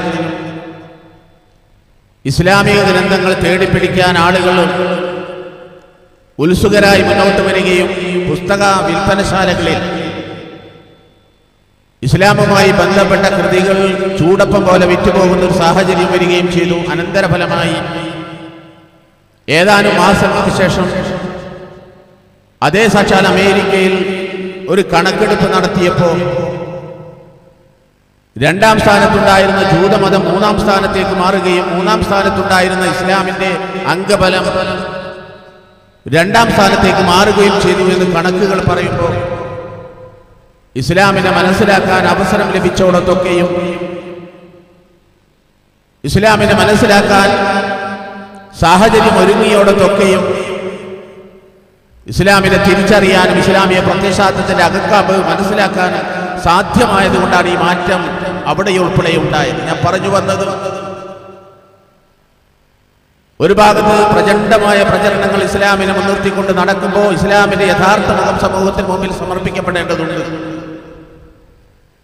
ആ ഒരു ശ്രമമാണ് സംസ്ഥാന ജമിയത്തുൽ ഉലമയും അതിന്റെ വിദ്യാർത്ഥി വിഭാഗവും ഇവിടെ നിർവഹിച്ചുകൊണ്ടിരിക്കുന്നത്. എന്നാൽ പൊതുസമൂഹത്തിനിടയിൽ ഇസ്ലാമിനെ തെറ്റിദ്ധരിപ്പിക്കുന്ന വിധത്തിലുള്ള ചില പ്രവണതകൾ സമുദായത്തിന്റെ പ്ലാറ്റ്ഫോമിൽ നിന്നുകൊണ്ട് പലപ്പോഴും നമ്മൾ കാണുകയാണ്. നമ്മുടെ കേരളത്തെ സംബന്ധിച്ചിടത്തോളം നമുക്കറിയാം, ശാന്തസുന്ദരമായ പ്രദേശമാണ്. കേരളത്തിലെ ഇസ്ലാമിക സമാജത്തെ പോലെ ഒരു സമാജത്തെ ലോകത്തൊരിടത്തും കാണാൻ കഴിയില്ലെന്ന് വിശ്വസിക്കുന്നവനാണ് ഈ വിനീത്. അൽഹംദുലില്ലാഹ്, അല്ലാഹുവിനെ 1000 തവണ സ്തുതിച്ചുകൊണ്ട് നമുക്ക് പറയാൻ കഴിയും, കേരളത്തിൽ മുസ്ലിം ഉമ്മത്തിനെ സംബന്ധിച്ചിടത്തോളം ജീവിക്കാവുന്ന സാഹചര്യം തികച്ചും അനുകൂലമായ ഒരു സാഹചര്യമാണുള്ളത്. പക്ഷേ ഈ യാഥാർത്ഥ്യത്തെ വിസ്മരിച്ചുകൊണ്ട് നമ്മുടെ നാട്ടിൽ നിന്നുകൊണ്ട് ഒരുപറ്റം ആളുകൾ സ്വർഗം തേടിപ്പോയത് ഈ അടുത്ത കാലത്താണ്. ഈ രാജ്യത്ത് സ്വർഗം കിട്ടില്ല എന്ന് പറഞ്ഞിട്ട് അങ്ങ് വിദൂര ദിക്കിൽ പോയി ആടുമേച്ചാലേ സ്വർഗം ലഭിക്കൂ എന്ന് തെറ്റിദ്ധരിപ്പിച്ചുകൊണ്ട് അതും ഇസ്ലാമിൻ്റെയും തൗഹീദിൻ്റെയും പേരിൽ നിന്നുകൊണ്ട് ചില ആളുകൾ പ്ലാറ്റ്ഫോമിൽ നിന്നുകൊണ്ട് കടന്നു വന്നപ്പോൾ നമ്മുടെ സമൂഹത്തിൽ, നമ്മുടെ പൊതുസമൂഹത്തിനിടയിൽ ഇസ്ലാമിനെ തെറ്റിദ്ധരിപ്പിക്കപ്പെടുന്ന സാഹചര്യം അവിടെ ഒരുങ്ങുകയായി. സമസ്ത ജമിയത്തുൽ ഉലമ എക്കാലവും ഇപ്പറഞ്ഞ പ്രസ്ഥാനങ്ങൾ ഉൾപ്പെടെയുള്ളവരെ കൃത്യമായി നോട്ട് ചെയ്തുകൊണ്ട് സമൂഹത്തിന് കൃത്യമായ നിർദ്ദേശം നൽകിയിട്ടുണ്ട്. മുസ്ലിം സമുദായത്തിന്റെ ശൈഥില്യത്തിന്റെ വിത്തുപാകിയ വിഭാഗം പൊതുസമൂഹത്തിനിടയിൽ കൂടി ഇസ്ലാമിക സമാജത്തെ തെറ്റിദ്ധരിപ്പിക്കാനുള്ള അവസരമുണ്ടാക്കി കൊടുത്ത വിഭാഗമാണ്. ഇവിടെ ഈ നാട് പറ്റില്ലെന്ന് പറഞ്ഞിട്ട് അന്യനാട്ടിൽ പോയാലേ സ്വർഗം കിട്ടൂ എന്ന് പറഞ്ഞ് ഈ രാജ്യം ഞങ്ങൾക്ക് പറ്റില്ലെന്ന് പരസ്യമായി പറയുന്ന തലത്തിലോളം അത് കടന്നു പോകുമ്പോൾ മറ്റു പൊതുസമൂഹത്തിനിടയിൽ തെറ്റിദ്ധാരണ ഉണ്ടാകുന്നത് സ്വാഭാവികമാണ്. അതുപോലെ തന്നെയാണ് ചില തീവ്രവാദ സംഘടനകൾ നമ്മുടെ സമുദായത്തിന്റെ പ്ലാറ്റ്ഫോമിൽ കടന്നു വന്നുകൊണ്ടും നമ്മുടെ ചെറുപ്പക്കാരെ വലവീശി പിടിച്ച് അവരെ തീവ്രവാദത്തിന്റെ ലൈനിലേക്ക് കൊണ്ടുപോകാൻ ശ്രമം നടന്നത് നമുക്ക് മറക്കാറായിട്ടില്ല. അടിസ്ഥാനപരമായി കേരളത്തിലെ അല്ലെങ്കിൽ ഇന്ത്യയിലെ മുസ്ലിം ഉമ്മത്തിന്റെ ആയുധം എന്ന് പറയുന്നത് കടാരയോ കത്തിയോ ബോംബോ ഒന്നുമല്ല, മറിച്ചുകൊണ്ട് സാഹചര്യത്തിന് അനുഗുണമായ വിധത്തിലുള്ള മറ്റു ചില വിദ്യാഭ്യാസം ഉൾപ്പെടെയുള്ള കാര്യങ്ങളാണ് നമ്മുടെ ഏറ്റവും പ്രധാനപ്പെട്ട ആയുധമെന്ന് തിരിച്ചറിയുന്നതിന് പകരം അത് കലാപവും സംഘട്ടനവുമാണ്, ഏറ്റുമുട്ടലുകളാണ്. എന്തിന് നമ്മൾ താരാട്ട് തട്ടിലില്ലാട്ടി താരാട്ട് കൊട്ടിലില്ലാട്ടി സമുദായത്തെ ഉറക്കിക്കെടുത്തുന്നു എന്ന് പറഞ്ഞുകൊണ്ട് തീവ്രവാദത്തിന്റെ മുൻമുനയിലേക്ക് സമുദായത്തെ കൊണ്ടുപോകാൻ ശ്രമം നടന്നത് നമുക്ക് മറക്കാറായിട്ടില്ല. ഇസ്ലാമിന്റെ അടിസ്ഥാനപരമായ കാഴ്ചപ്പാടുകളെ പോലും പൂർണ്ണമായും ധിക്കരിച്ചുകൊണ്ടുള്ള സമീപനങ്ങളാണ് ഇത്തരം തീവ്രവാദ സംഘടനകളുടെ ഭാഗത്തു നിന്നുണ്ടായത്.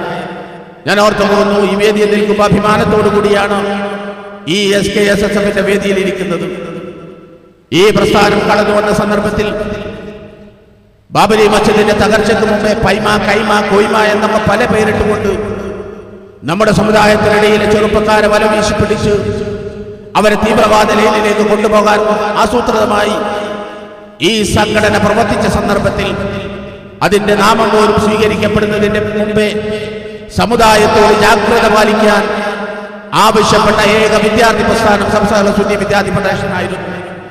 ബാബരി മസ്ജിദിന്റെ തകർച്ചയ്ക്ക് മുമ്പ് തന്നെ ഈ പ്രസ്ഥാനം അകത്തളങ്ങളിൽ പ്രവർത്തിച്ചപ്പോൾ നമ്മുടെ മഹല്ലുകളിലേക്ക് കടന്നു കയറി ചെറുപ്പക്കാരെ തീവ്രവാദത്തിലേക്ക് കൊണ്ടുപോകാൻ ശ്രമം നടത്തിയപ്പോൾ സമസ്ത സുന്നി വിദ്യാർത്ഥി ഫെഡറേഷന്റെ അന്നത്തെ സംസ്ഥാന കമ്മിറ്റി ചേർന്നുകൊണ്ട് മഹല്ല് കമ്മിറ്റികളോടും സമുദായ നേതൃത്വത്തോടും ഒരു കാര്യം ഓർമ്മപ്പെടുത്തി തെര്യപ്പെടുത്തി, ഇതാ വലിയൊരു വിപത്ത് നമ്മുടെ മുമ്പിലേക്ക് വരാൻ പോകുന്നു. അതിനെതിരെ സമുദായവും മഹല്ല് കമ്മിറ്റിയും നേതൃത്വവും ജാഗ്രത പാലിക്കണമെന്ന് അന്ന് പറഞ്ഞപ്പോൾ ഈ പ്രസ്ഥാനത്തിന്റെ പേരിൽ കുതിര കയറിയ ആളുകൾ ധാരാളം ഉണ്ടായിരുന്നു. ഇവിടുത്തെ പ്രമുഖമായ പത്രമെന്ന് സംസ്ഥാന സുന്നി വിദ്യാർത്ഥി ഫെഡറേഷൻ ഇതിന്റെ അപകടാവസ്ഥ സൂചിപ്പിച്ചപ്പോൾ അന്നത്തെ BJPയുടെ നേതാവായിരുന്ന KG മാരാർ തിരുവനന്തപുരത്ത് വെച്ചുകൊണ്ട് പത്രസമ്മേളനം നടത്തി. എന്നിട്ട് തിരുവനന്തപുരത്ത് വെച്ചുകൊണ്ട് KG മാരാർ അന്ന് പത്രസമ്മേളനം നടത്തിക്കൊണ്ട് അദ്ദേഹം പറഞ്ഞു, മുസ്ലിം സമുദായത്തിൽ തീവ്രവാദ സംഘടനകളുണ്ട് എന്ന് SKSSF പറഞ്ഞിരിക്കുന്നു എന്ന് പറഞ്ഞപ്പോ ശത്രുവിന് ആയുധം കൊടുത്തു എന്ന് പറഞ്ഞുകൊണ്ട് സംസ്ഥാന സുന്നി വിദ്യാർത്ഥി ഫെഡറേഷനെതിരെ കൊമ്പോങ്ങിയ ആളുകൾ അന്നത്തെ മാധ്യമം ഉൾപ്പെടെയുള്ള പത്രങ്ങളുടെ പ്രവർത്തനങ്ങൾ നമുക്ക് വിസ്മരിക്കാനായിട്ടില്ല. ഞാൻ സൂചിപ്പിച്ചു വന്നത് തീവ്രവാദ നിലപാടിനെതിരെ കൃത്യമായ സമുദായത്തെ ജാഗ്രതമുണ്ടാക്കി സമുദായത്തെ ബോധവൽക്കരിക്കാൻ കഴിഞ്ഞ വിദ്യാർത്ഥി പ്രസ്ഥാനമാണ് സംസ്ഥാന സുന്നി വിദ്യാർത്ഥി ഫെഡറേഷൻ. തീവ്രവാദം കൊണ്ടോ ഭീകരവാദം കൊണ്ടോ, പ്രത്യേകിച്ചും കേരളത്തിന്റെ അന്തരീക്ഷം അതിന്റെ പ്രകൃതി എന്ന് പറയുന്നത് അതിനനുഗുണമല്ല. ഇത് കൊണ്ടും കൊടുത്തും സ്നേഹിച്ചും പരസ്പരം സഹകരിച്ചും കഴിഞ്ഞുപോയ ഇന്നലകളുടെ ചരിത്രമാണ് നമ്മുടെ മുമ്പിലുള്ളത്. കടത്തനാടൻ മണ്ണിന്റെ മണ്ണിലാണ് നമ്മൾ ഇപ്പോഴുള്ളത്. ഈ കടത്തനാടൻ മണ്ണിന് പറയാനുള്ള കഥ അത് സ്നേഹത്തിൻ്റെതാണ്, സൗഹൃദത്തിൻ്റെതാണ്, ഓർമ്മയുടേതാണ്. നമ്മുടെ തൊട്ടടുത്തുള്ള കുഞ്ഞാലി മരക്കാർ, ആ കുഞ്ഞാലി മരക്കാർ എന്ന് പറയുന്ന സൈന്യാധിപൻ, ആ സൈന്യാധിപന്റെ രാജാവായിരുന്ന സാമൂതിരി രാജാവിനെ ചരിത്രത്തിൽ നമ്മൾ ഒന്നിച്ചാണ് വായിക്കുന്നത്. സാമൂതിരി രാജാവിന്റെ ചരിത്രം പഠിക്കുമ്പോൾ അതേ താളിൽ കുഞ്ഞാലി മരക്കാർമാരെ കുറിച്ചുകൊണ്ട് പഠിക്കുന്ന ആ പാരമ്പര്യമാണ് നമ്മുടെ മുമ്പിലുള്ളത്. മങ്ങാട്ടച്ഛനെ കുറിച്ച് പഠിക്കുമ്പോൾ മങ്ങാട്ടച്ഛൻ എന്ന് പറഞ്ഞാൽ തീർന്നു പോകില്ല, അത് കൂട്ടിച്ചേർക്കണം. അപ്പോഴേ ആ വാക്കുകൾ പൂർണ്ണമാകും. മങ്ങാട്ടച്ഛനും കുഞ്ഞായി മുസ്ലിയാരും, മങ്ങാട്ടച്ഛനും കുഞ്ഞായി മുസ്ലിയാരും ഒന്നിച്ചു ചേർന്നുകൊണ്ട് അവർ നടത്തിയ യാത്രകൾക്കിടയിലെ തമാശകളും ഇന്നും ഓർത്തോർത്തിച്ചിരിക്കാൻ, പൊട്ടിപ്പൊട്ടിച്ചിരിക്കാൻ ഒരുപാട് അനുഭവങ്ങൾ സമ്മാനിച്ച് കടന്നുപോയ ആ പാരമ്പര്യമാണ് നമ്മുടെ മുമ്പിലുള്ളത്. അത് തകർക്കപ്പെടേണ്ടതാണോ? നമ്മൾ പരിശോധിക്കപ്പെടേണ്ടതുണ്ട്. അതുകൊണ്ട് തന്നെ പ്രിയപ്പെട്ടവരെ, ഞാൻ സൂചിപ്പിച്ചത് നമ്മുടെ പ്രത്യേകിച്ചുകൊണ്ട് നാദാപുരത്തിന്റെ മണ്ണിൽ നിൽക്കുമ്പോൾ, ഒരു സംസ്ഥയുടെ വേദിയിൽ നിൽക്കുമ്പോൾ സംസ്ഥയുടെ ജമിയത്തുലമായ കാലം ഉയർത്തിപ്പിടിച്ചത് സൗഹാർദ്ദവും സ്നേഹവും ഒരുമയുമാണ്. അത് വിശുദ്ധ ഇസ്ലാമിന്റെ ബേസിക്കലായ സന്ദേശമാണ്, മൗലികമായ സന്ദേശമാണ്, അടിസ്ഥാനപരമായ സന്ദേശമാണ്.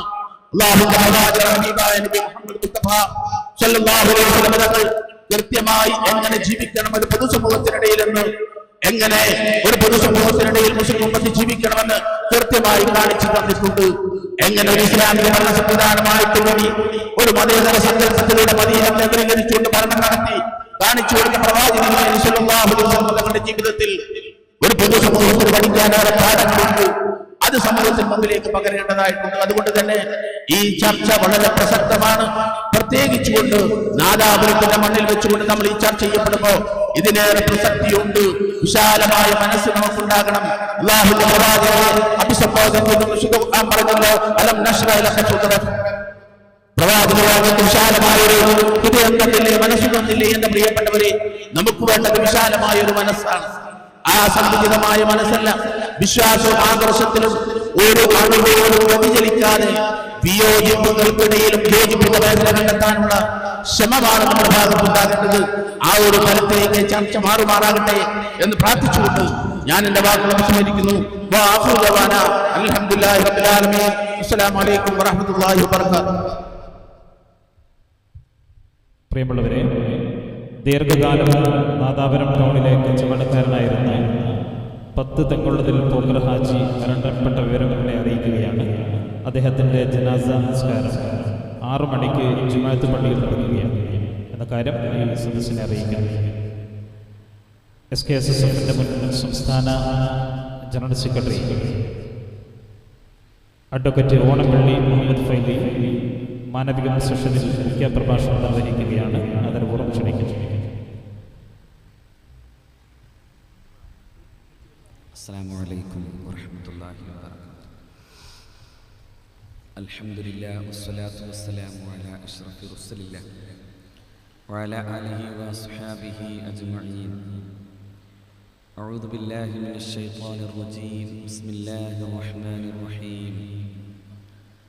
يا أيها الناس إنا خلقناكم من ذكر وأنثى وجعلناكم شعوبا وقبائل لتعارفوا إن أكرمكم عند الله أتقاكم.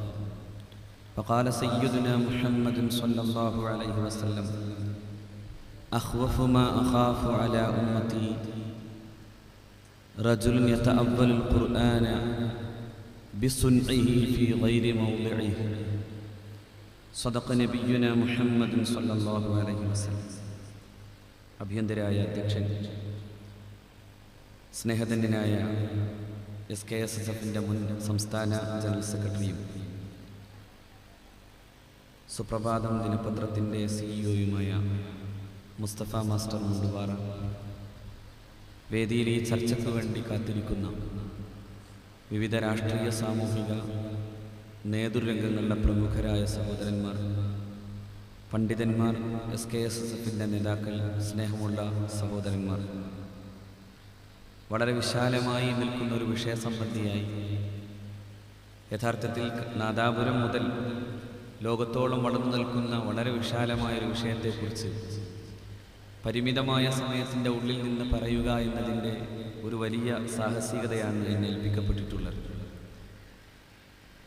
പക്ഷേ ഞാനതിൽ സന്തോഷിക്കുന്നത് വിഷയാവതരണം നടക്കുന്നതിന് മുമ്പ് തന്നെ വളരെ സമഗ്രമായ അർത്ഥത്തിൽ ഉദ്ഘാടന പ്രസംഗത്തിലൂടെ ഈ വിഷയത്തിൻ്റെ സമഗ്ര മേഖലകളെയും സ്പർശിക്കുന്ന ഒരു ഉദ്ഘാടന പ്രസംഗം നടന്നു കഴിഞ്ഞു. മാനവീയം എന്നത് മനുഷ്യത്വവുമായി ബന്ധപ്പെട്ടു നിൽക്കുന്ന പദപ്രയോഗമാണ്. യഥാർത്ഥത്തിൽ അത് ഏറ്റവും കൂടുതൽ പറയേണ്ടതും സത്യവിശ്വാസികളാണ്. കാരണം ലോകത്ത് മനുഷ്യത്വത്തെ ഉയർത്തിപ്പിടിക്കുക എന്ന വിഷയസംബന്ധിയായി ഏറ്റവും ശക്തമായ പ്രയോഗതലങ്ങളിലൂടെ പ്രായോഗികവൽക്കരിക്കപ്പെട്ട മതം ഇസ്ലാമാണ്. ദാർശനികമായ അർത്ഥത്തിലുള്ള പറച്ചിലുകൾ നടക്കാതെ പോയിട്ടുണ്ട് എന്നല്ലെങ്കിലും ദാർശനികമായ അർത്ഥത്തിലുള്ള പറച്ചിലുകൾക്കപ്പുറത്തേക്ക് അതിന് പ്രായോഗികമായ ചില രീതികൾ ഉണ്ടാക്കിയത് പരിശുദ്ധ ഇസ്ലാമാണ്. കാരണം പരിശുദ്ധ ഖുർആൻ ലോകത്തെ അഭിസംബോധന ചെയ്തുകൊണ്ട് പറഞ്ഞത് നിങ്ങൾ മനുഷ്യർ എല്ലാം ഒരു ഉമ്മയുടെയും ബാപ്പയുടെയും മക്കളാണെന്നാണ്. അവർക്കിടയിലെ വൈവിധ്യമാകട്ടെ, അവർക്കിടയിലെ വർണ്ണവൈജാത്യങ്ങളാകട്ടെ, അവർക്കിടയിലെ വർഗവ്യത്യാസങ്ങളാകട്ടെ, ആ വർഗവ്യത്യാസങ്ങൾക്ക് വ്യത്യസ്തമായ അർത്ഥത്തിലുള്ള ഏതെങ്കിലും ഒരു ശ്രേഷ്ഠതയുടെ ഏതെങ്കിലും ഒരു പരിവേഷം നൽകാൻ ഒരിക്കലും ഇസ്ലാം തയ്യാറായിട്ടില്ല. മറിച്ച് ആ വർണ്ണവൈജാത്യങ്ങൾ കേവലം ഒരു തിരിച്ചറിയാനുള്ള ഉപാധി മാത്രമായി നിലനിർത്തുകയായിരുന്നു പരിശുദ്ധ ഇസ്ലാം ചെയ്തത് എന്ന് നാം പഠിക്കേണ്ടതുണ്ട്.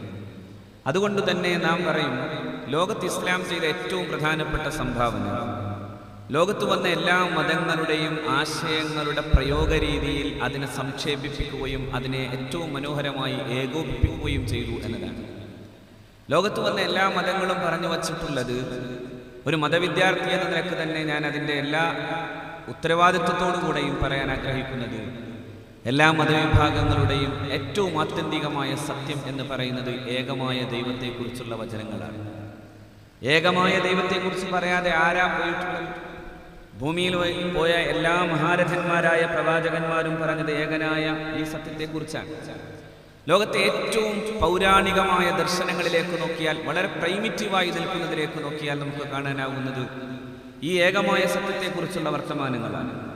അതുകൊണ്ടാണ് ഇന്ത്യയിലെ ഏറ്റവും പൗരാണികമായ ദർശനങ്ങൾ വായിക്കുമ്പോൾ നമുക്കറിയാനാവും, ഏകം സത് വിപ്രാ ബഹുദാ വദന്തി, സത്യം ഒന്നേയുള്ളൂ, ദ അബ്സല്യൂട്ട് ട്രൂത്ത്, ആ ഏകമായ സത്യം ഒന്നേയുള്ളൂ. പക്ഷേ അതിനെ വിവിധമായ രീതിയിൽ അതിൻ്റെ വൈവിധ്യങ്ങളോടുകൂടെ ചില പണ്ഡിതന്മാർ പറയുന്നു എന്നേയുള്ളൂ എന്ന് പറയുന്നിടത്ത് നിന്ന് കുറെ കൂടി അതിൻ്റെ ആഴങ്ങളിലേക്ക് പരിശോധിക്കുമ്പോൾ നമുക്ക് കാണാനാവും, ഉദ്ധൃതനായ വിദ്യാർത്ഥിയായ തൻ്റെ മകൻ തൻ്റെ മുമ്പിൽ വന്നു നിൽക്കുന്നു. ആ സമയത്ത് പിതാവ് മഹാപണ്ഡിതനാണ്. അദ്ദേഹം അടുത്തു വിളിച്ചിട്ട് ചോദിക്കുന്നുണ്ട്, മോനെ നീ എന്തൊക്കെ പഠിച്ചു? സകല ശാസ്ത്രങ്ങളിലും ഞാൻ അഭ്യാസം നേടിക്കഴിഞ്ഞു എന്ന് പറയുമ്പോൾ, നീ എന്നാൽ ആ മഹാസത്യത്തെക്കുറിച്ച് വല്ലതും പഠിച്ചിട്ടുണ്ടോ എന്ന് ചോദിക്കുമ്പോൾ, ഏതാണ് ആ സത്യമെന്ന് ചോദിക്കുന്നുണ്ട് പിതാവിനോട്. ആ സമയത്ത് ഇങ്ങനെ പറഞ്ഞു കൊടുക്കുന്നുണ്ട് പിതാവ്, മോനെ, ഈ പ്രപഞ്ചമുണ്ടാകുന്നതിന് മുമ്പ് നിലനിന്നിരുന്നൊരു സത്യമുണ്ട്. ഈ പ്രപഞ്ചത്തിൻ്റെയും അപ്പുറത്തു നിൽക്കുന്ന ആ മഹാസത്യത്തെ തിരിച്ചറിയാതിരിക്കുന്നിടത്തോളം കാലം നീ യഥാർത്ഥത്തിൽ പഠിച്ചതൊന്നും പഠിച്ചതല്ല എന്ന് പറയുന്ന വലിയൊരു സൂഫി ദർശനം ഇന്ത്യക്കുണ്ടായിരുന്നു. ഇന്ത്യ അങ്ങനെ പറഞ്ഞിരുന്നു എന്നതാണ്. ഇന്ത്യ അങ്ങനെ പറഞ്ഞിരുന്നു. ചാന്തോഗ്യോപനിഷത്തിന്റെ വളരെ മനോഹരമായൊരു നാടകീയ അവതരണം പോലെ ഇങ്ങനെ കാണാം.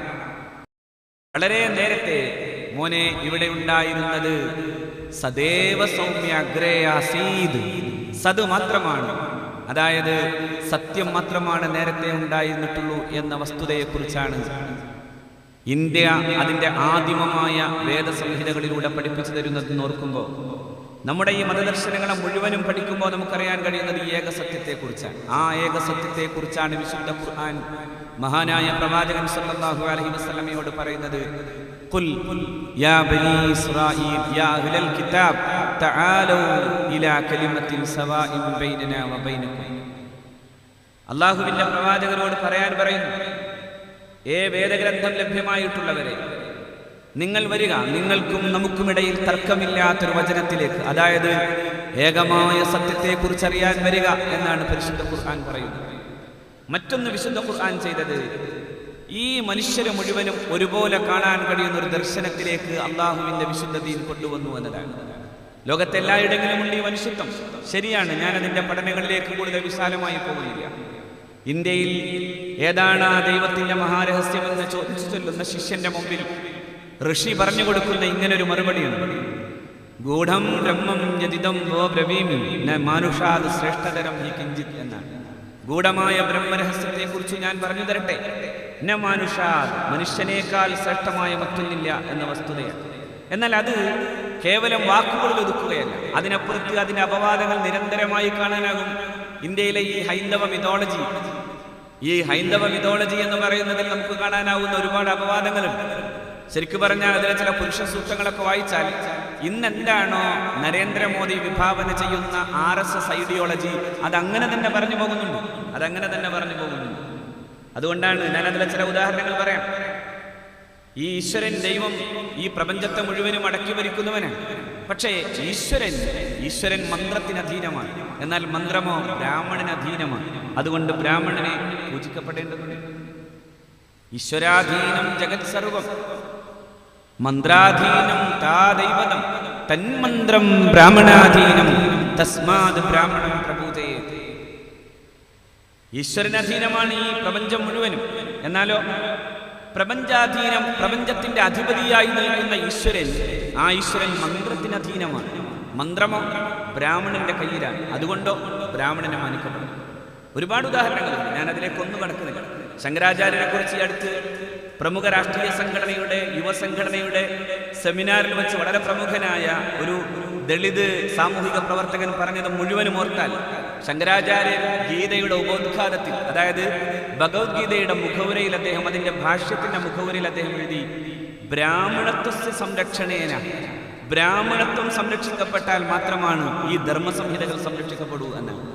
അതുകൊണ്ടാണ് ശങ്കരനൊക്കെ നാരായണഗുരു ചോദിച്ചത്, ഇത്രയൊക്കെ പറയാൻ കഴിഞ്ഞ ശങ്കരന് എന്തേ ഇങ്ങനെയൊക്കെയുള്ളൊരു മുഖവും കൂടി ഉണ്ടായിരുന്നു? എന്തേ ഇങ്ങനെ ഈ ജാതീയമായ വർണ്ണവൈജാത്യങ്ങളെ ഇത്തരത്തിൽ അംഗീകരിക്കാൻ ശങ്കരന് കഴിഞ്ഞു എന്ന് നാരായണഗുരു ചോദിക്കുന്നു. ഞാൻ ഓർക്കുന്നു, നാരായണഗുരുവിനെ പോലെയും പ്രഗത്ഭരായ സാമൂഹിക പരിഷ്കർത്താക്കൾ ഇല്ലായിരുന്നുവെങ്കിൽ കേരളം ഒരു ഭ്രാന്താലയമായി തന്നെ നിലനിന്നു പോകുമായിരുന്നോ? നാം സംശയിക്കണം. ഞാനതിനെ വലിയ ആഴമുള്ള ചർച്ചകളിലേക്ക് പോകുന്നില്ല. പക്ഷെ ഒന്നുണ്ട്, നാരായണഗുരു അങ്ങനെ ധൈര്യമായി ചോദിക്കുമ്പോൾ ഹൈന്ദവ സംഹിതയുടെ ഒരു ഭാഗത്ത് നിൽക്കുന്നുണ്ട്. അതുകൊണ്ടാവാം ജവഹർലാൽ നെഹ്റു ഇന്ത്യയിൽ നിന്നാണോ സ്വസ്തിക് ചിഹ്നം ജർമ്മനിക്ക് കിട്ടിയത് എന്നൊരു ചോദ്യം ചോദിക്കുന്നു. സ്വസ്തിക് ചിഹ്നം, RSSന്റെ സ്വസ്തിക് ചിഹ്നം. എന്നിട്ട് അങ്ങനെ തന്നെ നെഹ്റു ഇങ്ങനെ അവസാനിപ്പിക്കുന്നു, ഒരു പക്ഷേ അങ്ങനെയാകാനാണ് കൂടുതൽ സാധ്യത. അപ്പൊ ഞാൻ പറഞ്ഞു വരുന്നത്, ഇന്ത്യക്ക് രണ്ടർത്ഥത്തിലുള്ള രണ്ട് തലങ്ങളുണ്ട്. പക്ഷെ ഒന്ന് തീർത്തും മാനവികമാണ്, തീർത്തും മാനവികമാണ്. ആ മാനവികതയുടെ യഥാർത്ഥമായ പ്രയോഗതലത്തെ ഏറ്റവും മനോഹരമായി കാണിച്ചു തന്നത് മുഹമ്മദ് മുസ്തഫ സല്ലല്ലാഹു അലൈഹി വസല്ലം. താൻ സുന്ദരമായ കൈകൊണ്ട് ബിലാൽ ഇബ്നു റബാഹ് എന്ന് പറയുന്ന കറുത്ത കാപ്പിരിയുടെ കൈപിടിച്ച് മഹാനായ പ്രവാചകൻ പരിശുദ്ധ കഅബത്തു ശരീഫയിലേക്ക് കടക്കുന്ന രംഗം മാത്രം ആലോചിച്ചാൽ മതി.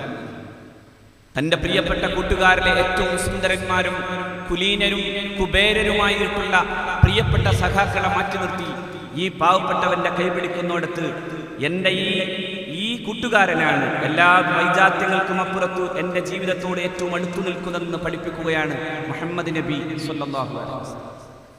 അതുതന്നെയാണ് ഈസാ പ്രവാചകൻ ചെയ്തത്.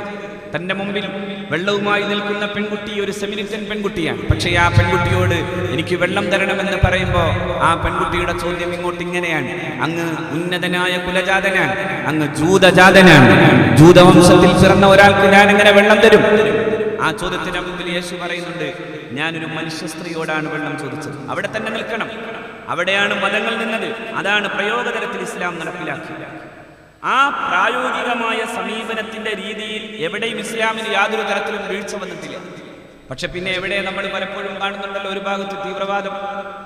ഏതു തീവ്രവാദത്തിലും ഞാൻ മനസ്സിലാക്കുന്നത് അതെല്ലാം ഏതു മതഗ്രന്ഥങ്ങളെയും തങ്ങളുടെ സ്വാർത്ഥമായ താല്പര്യങ്ങൾക്ക് വേണ്ടി ഉപയോഗിച്ചാൽ ആർക്കും വലിയ തീവ്രവാദിയാകാം. പക്ഷേ അതിന് മതത്തിൻ്റെ ശരിയായ ആത്മബോധങ്ങളില്ലാതെ പോവുകയും അതിൻ്റെ ഉള്ളിൽ രാഷ്ട്രീയമായ താല്പര്യങ്ങൾ കടന്നു വരികയും ചെയ്യുമ്പോഴാണ് പലപ്പോഴും മതവിശ്വാസി എന്ന് പേരിട്ട് വിളിക്കുന്നവൻ മതതീവ്രവാദിയായി മാറുന്നത്. അങ്ങനെയാണ്.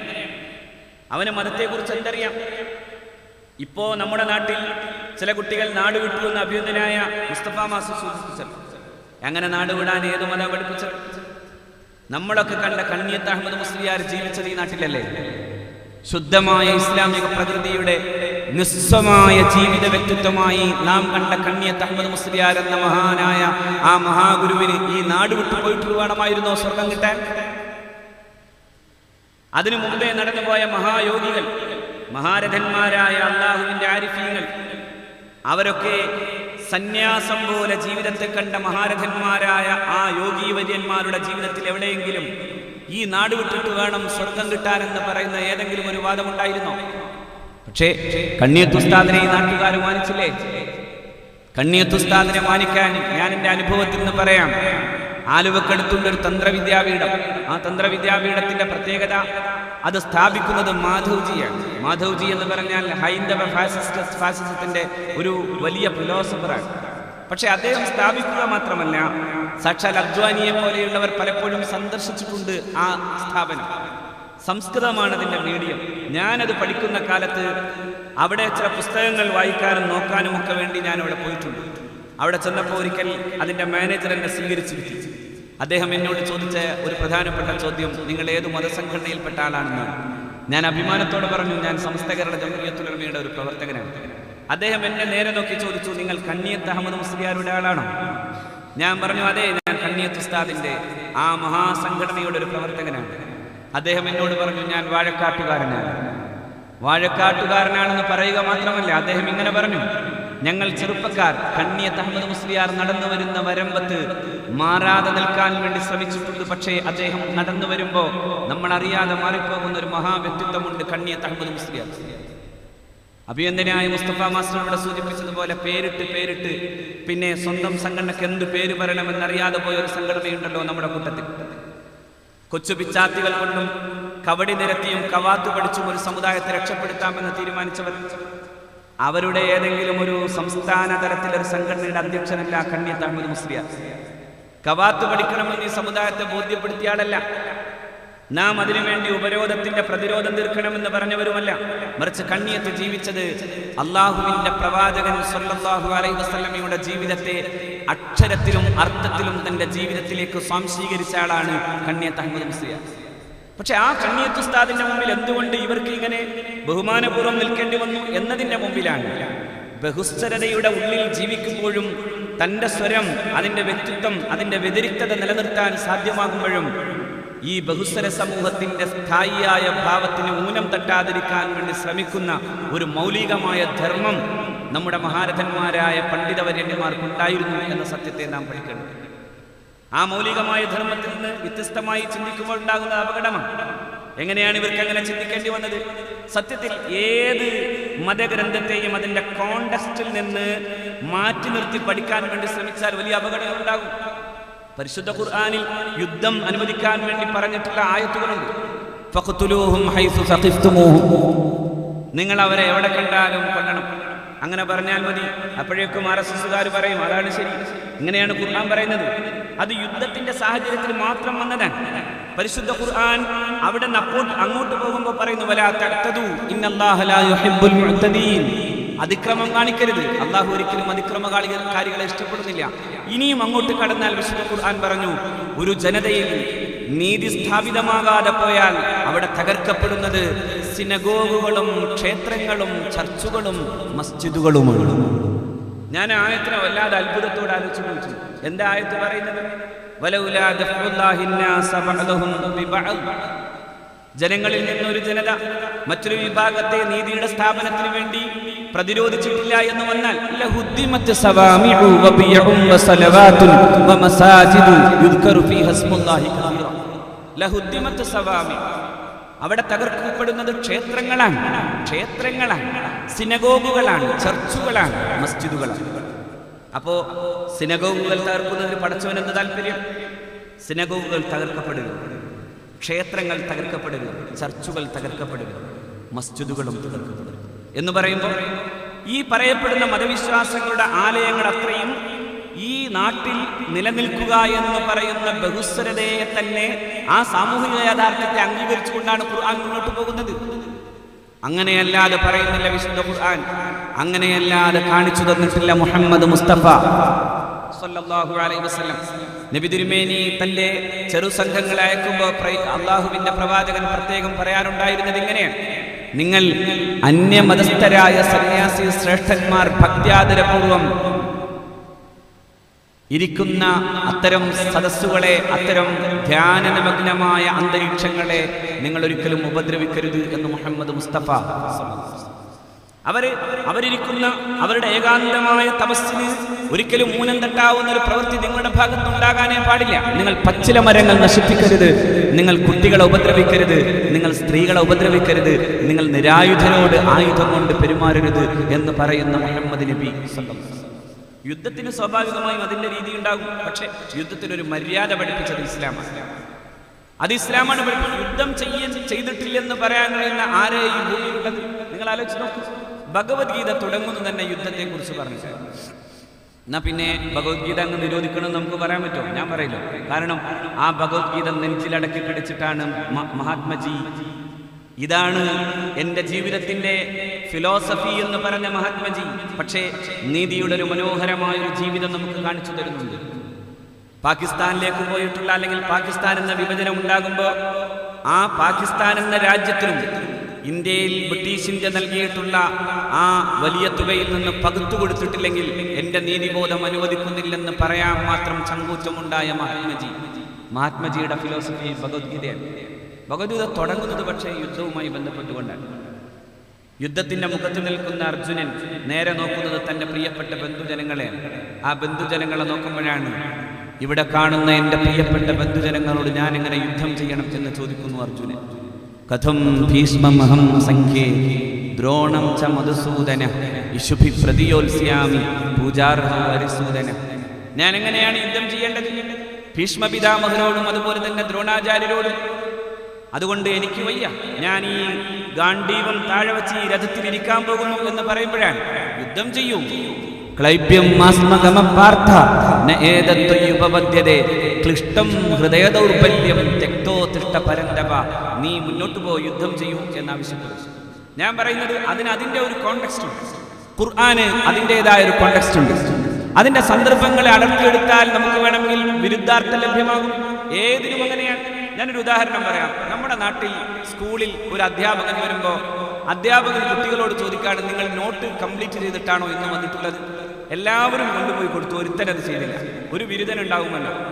ആ ബിരുദനോട് ടീച്ചർ വളരെ ദേഷ്യത്തോടെ പറഞ്ഞു, നാളെ നീ നോട്ട് പൂർത്തീകരിക്കാതെ ഇങ്ങോട്ട് വന്നേക്കണം. ടീച്ചറുടെ മുഖഭാവം ദേഷ്യത്താൽ വിജൃംഭിതമായിരുന്നു. ടീച്ചറുടെ ഭാവവും അവരുടെ സ്വരവും ദേഷ്യം കൊണ്ട് വിറച്ചിരുന്നു. പക്ഷേ അവർ പറഞ്ഞതിങ്ങനെയാണ്, ടീച്ചർമാർക്കറിയാലോ, അവർ പറഞ്ഞതിങ്ങനെയാണ്, നാളെ നീ നോട്ട് കൊണ്ടുവരാതെ വരണം എന്ന്. അത് നോട്ടീസ് ബോർഡിൽ ഇട്ടാൽ വളരെ കൃത്യമാണ്. ടീച്ചർ അവനോട് പറഞ്ഞത് നാളെ നീ ക്ലാസ്സിൽ വരുമ്പോൾ നോട്ട് ബുക്ക് പൂർത്തീകരിക്കാതെ തന്നെ വന്നേക്കണമെന്നാണ്. അങ്ങനെയാണോ അതിൻ്റെ അർത്ഥം? അല്ല. അതിൻ്റെ അർത്ഥം അറിയണമെങ്കിൽ ആ ടീച്ചറുടെ അടുത്തിരുന്ന ജീവിക്കുന്ന ശിഷ്യന്മാരോട് ചോദിക്കണം. അപ്പോൾ അവർ പറയും, അങ്ങനെയല്ല ടീച്ചർ പറഞ്ഞത്. മറിച്ച് എന്താ ടീച്ചർ പറഞ്ഞത്?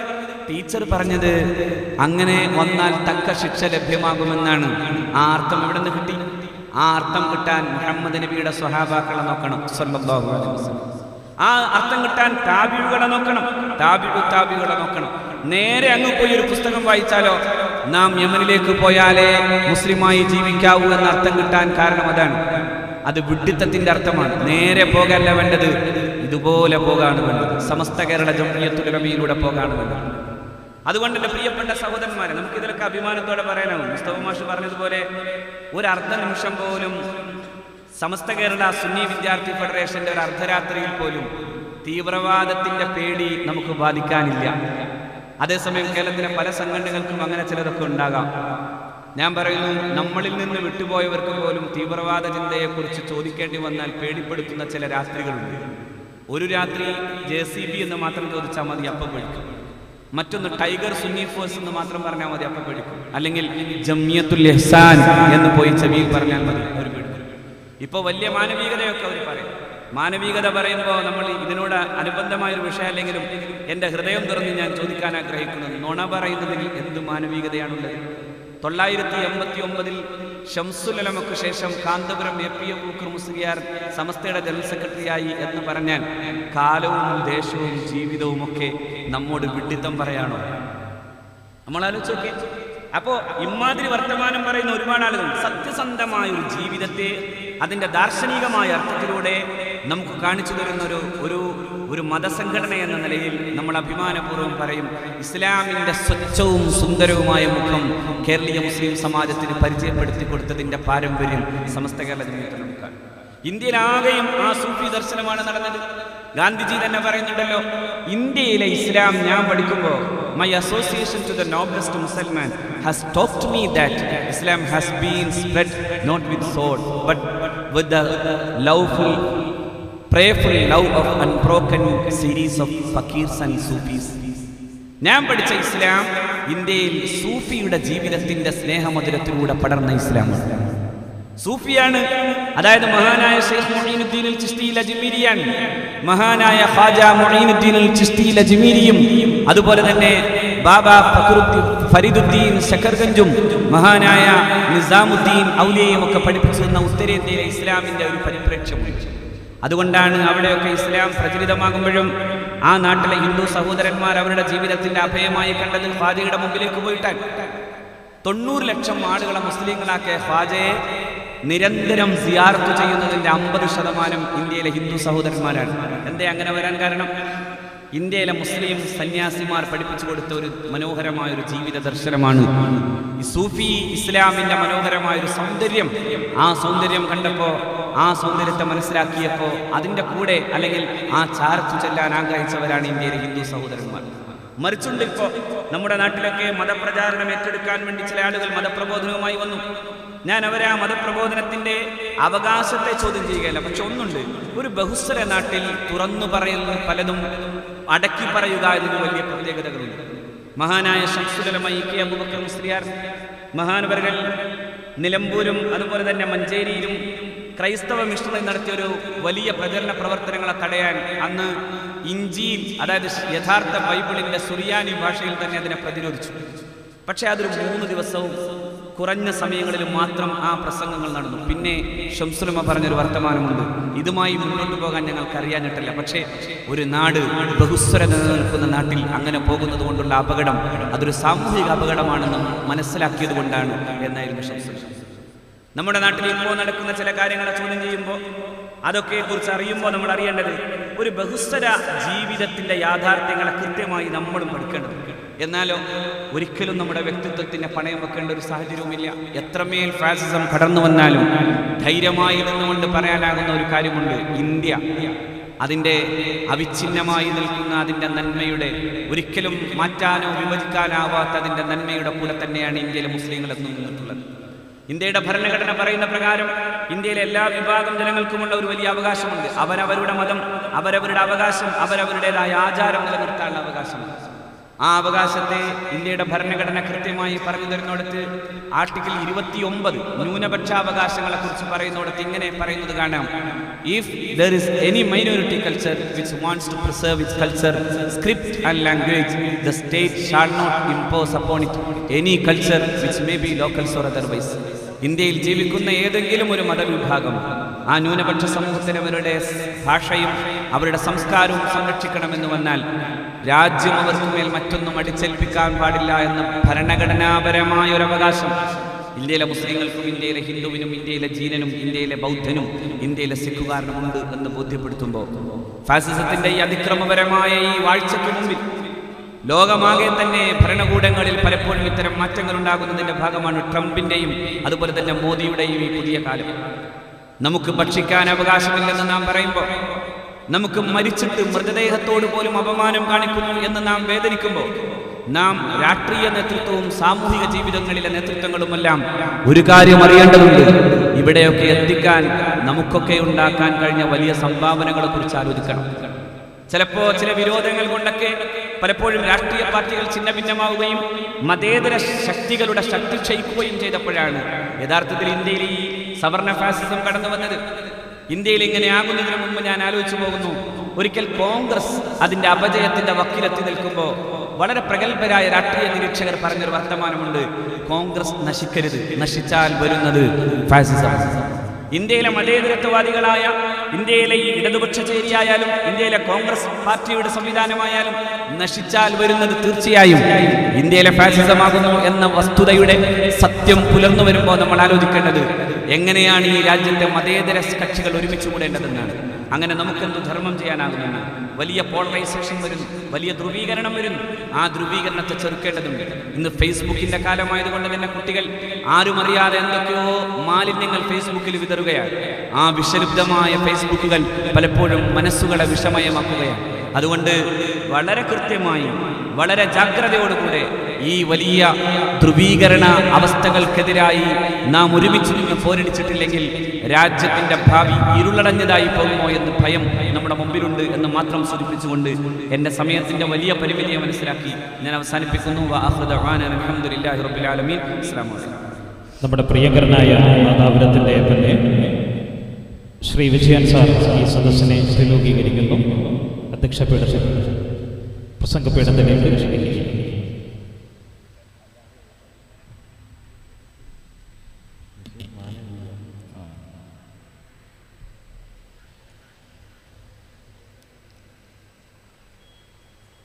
SKSSFൻ്റെ കോഴിക്കോട് ജില്ലാ സമ്മേളനം 24 തുടങ്ങി 26 അവസാനിക്കുന്ന പരിപാടികളുടെ ഭാഗമായാണ് മാനവികം സെഷൻ നടക്കുന്നത്. സ്വാഗതം ആശംസിച്ച പ്രിയ സുഹൃത്ത് ശ്രീമാൻ TMV, അധ്യക്ഷം വഹിക്കുന്ന മുസ്തഫ മാസ്റ്റർ,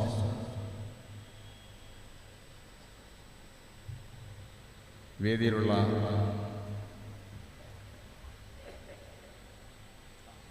ശ്രീമാൻ സൂപ്പി നെരിക്കാട്ടിരി ഉൾപ്പെടെയുള്ള ബഹുമാന്യരായ സുഹൃത്തുക്കളെ, ഇവിടെ ഈ സമ്മേളനത്തിൽ പങ്കെടുക്കുന്ന പ്രിയപ്പെട്ടവരെ,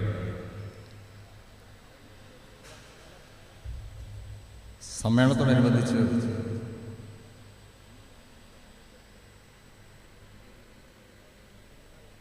നടക്കുന്ന ഈ മാനവികം പരിപാടി ഉദ്ഘാടനം ചെയ്തത് നമ്മുടെ പ്രിയപ്പെട്ട MP ശ്രീമാൻ മുല്ലപ്പള്ളി രാമചന്ദ്രൻ അവர்களാണ്. ഈ പരിപാടിയിൽ മറ്റ് പ്രഭാഷകരായി ശ്രീമാൻ CP Saithalavi, advocate Siddique, KT Kunhikannan തുടങ്ങിയവർ പങ്കെടുക്കുന്നു. വിഷയാവതരണം നടത്തിയ ഓണംപള്ളി മുഹമ്മദ് ഫൈസി നടത്തിയ പ്രസംഗങ്ങളിൽ സമാപന വരികൾ മാത്രമാണ് ഞാൻ കേട്ടത്.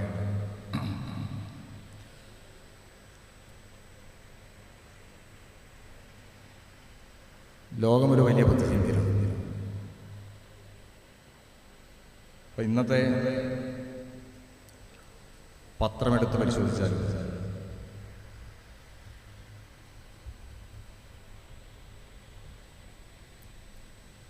അമേരിക്കയിൽ ഒരു മലയാളി ഉൾപ്പെടെ 2 പേർ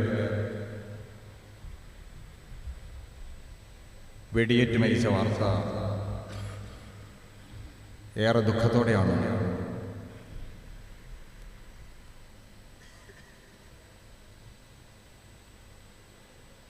മാനവികമുള്ള ഇന്ത്യക്കാർ മുഴുവൻ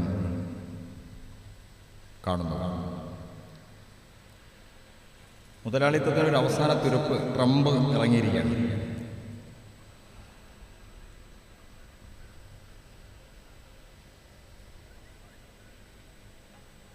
അവരുടെ ലക്ഷ്യം എന്ത് എന്നതിനെക്കുറിച്ച് നല്ല ധാരണയുള്ളവരാണ്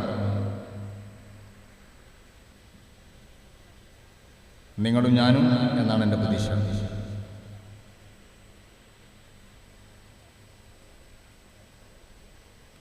ഇന്ത്യയിലെ വാർത്താമാധ്യമങ്ങളും ആ തെരഞ്ഞെടുപ്പിന് ട്രംപ് വരട്ടെ എന്നൊക്കെ ഉദ്ഘോഷിച്ചവരെ കാണാൻ കഴിയും.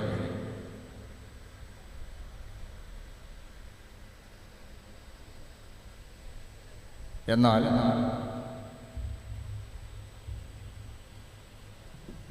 എടുത്ത ആദ്യത്തെ തീരുമാനം 7 രാജ്യങ്ങളിൽ നിന്ന്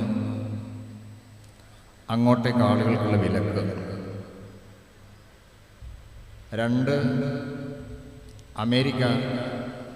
അമേരിക്കക്കാർക്ക്,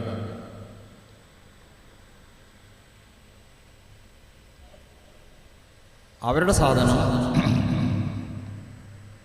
ഇന്ത്യയിൽ ഉൾപ്പെടെ ലോകത്തെ വിവിധ രാജ്യങ്ങൾ കയറ്റുമതി ചെയ്യും.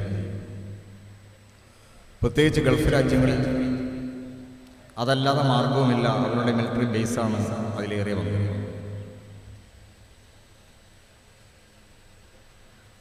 ഇതിനെതിരെ ശക്തമായി പ്രതികരിക്കുന്ന ഒരു പ്രസ്ഥാനത്തിൻ്റെ പ്രതിനിധി കൂടിയാണ് ഞാൻ. സോവിയറ്റ് യൂണിയൻ്റെ തകർച്ചയെ ആവേശത്തോടെ കണ്ടവരും നമ്മുടെ നാട്ടിൽ. അപ്പോൾ നമ്മുടെ ഈ സംസ്ഥാനത്ത് നിന്ന് ഏകദേശം കിലോമീറ്റർ അകലെയാണ് ദീപകർഷ ദ്വീപ്. അപ്പോൾ ആളുകൾ ഏതാനും മാസങ്ങൾക്ക് മുമ്പ് ഇന്ത്യക്കാർ മീൻ പിടിക്കാൻ പോയപ്പോൾ അവിടെ തടവിലായ വാർത്ത അപ്പുറത്ത് എന്താണ് ദീപകർഷ എന്നൊക്കെ മറന്നുപോയി എന്നാണ് എനിക്ക് തോന്നുന്നത്.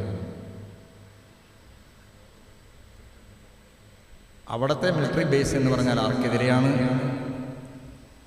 എന്ന് ഞാൻ ആദ്യം പറഞ്ഞാൽ നിങ്ങൾക്ക് ബോധ്യപ്പെടും. കാരണം സമയക്കുറവുണ്ട്, അതിൻ്റെ വിശദാംശങ്ങളിൽ പോകുന്നില്ല. അതിനെതിരെ വലിയ ശബ്ദം ഇന്ത്യയിൽ ഒരു കാലത്ത് ഇറങ്ങുകയും അതിൽ ധീരമായ നിലപാട് ഇന്ത്യ ഗവൺമെൻറ് അന്ന് എടുക്കുകയും ചെയ്തു.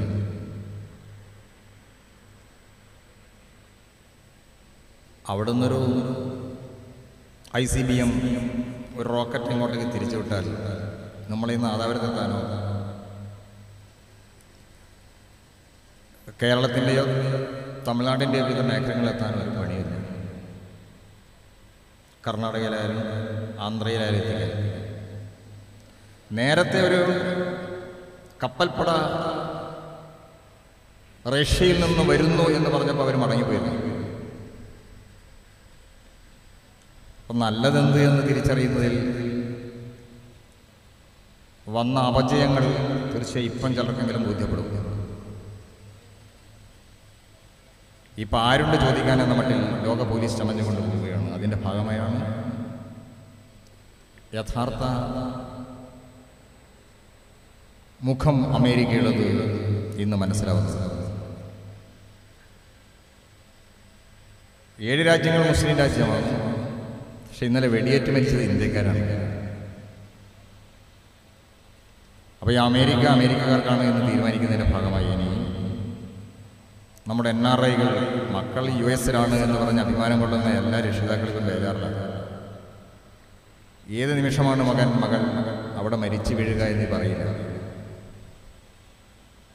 ലോകത്തെ മാനവിക മുഖം പാടില്ല എന്ന് നിശ്ചയിച്ചുകൊണ്ട് അവർ അരിഞ്ഞു വീഴ്ത്തിയ മനുഷ്യരുടെ എണ്ണം തിട്ടപ്പെടുത്താൻ കഴിയില്ല.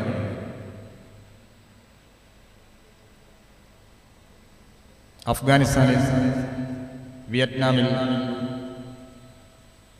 ഇറാഖിൽ സദ്ദാം ഹുസൈൻ അവസാനം പറഞ്ഞത് ഇത് നിങ്ങളുടെ അന്ത്യത്തിൻ്റെ തുടക്കമാണ് എന്നായിരുന്നു. അങ്ങനെ വിവിധങ്ങളായ മേഖലകളിൽ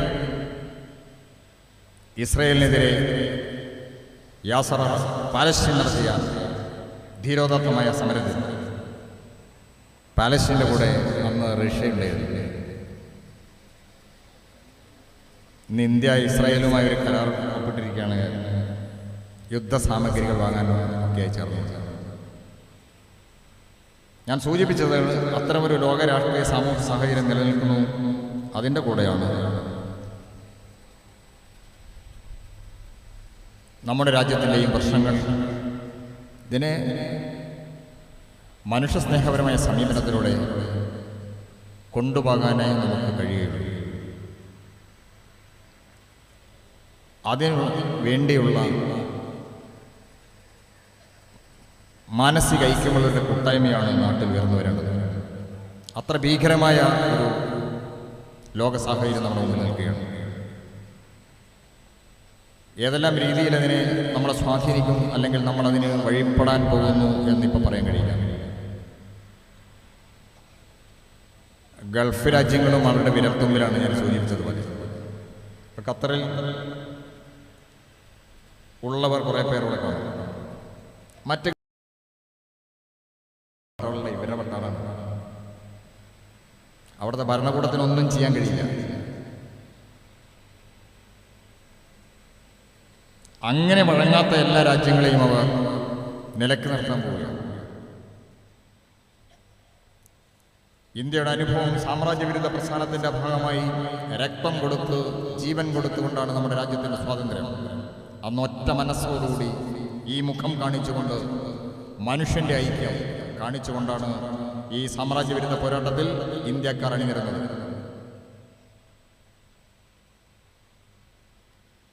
ഇന്ന് ലോക സാമ്രാജ്യത്വം അമേരിക്കയുടെ നേതൃത്വത്തിൽ ആരുണ്ട് എന്ന് ചോദിച്ചുകൊണ്ട് പോകുമ്പോൾ ആ ഒരു നിലയിലേക്ക് ഈ പ്രവിശാലമായ ഭാരതത്തിലെ മനുഷ്യപത ഒരുമിച്ച് നിന്നാൽ മാത്രമേ ഇതിനെ തടയാൻ കഴിയുകയുള്ളൂ. അതിന് സഹായകരമായ നിലപാടുകൾ സ്വീകരിക്കുന്ന ഭരണ സംവിധാനങ്ങൾ ഉയർന്നു വരേണ്ടതുണ്ട്.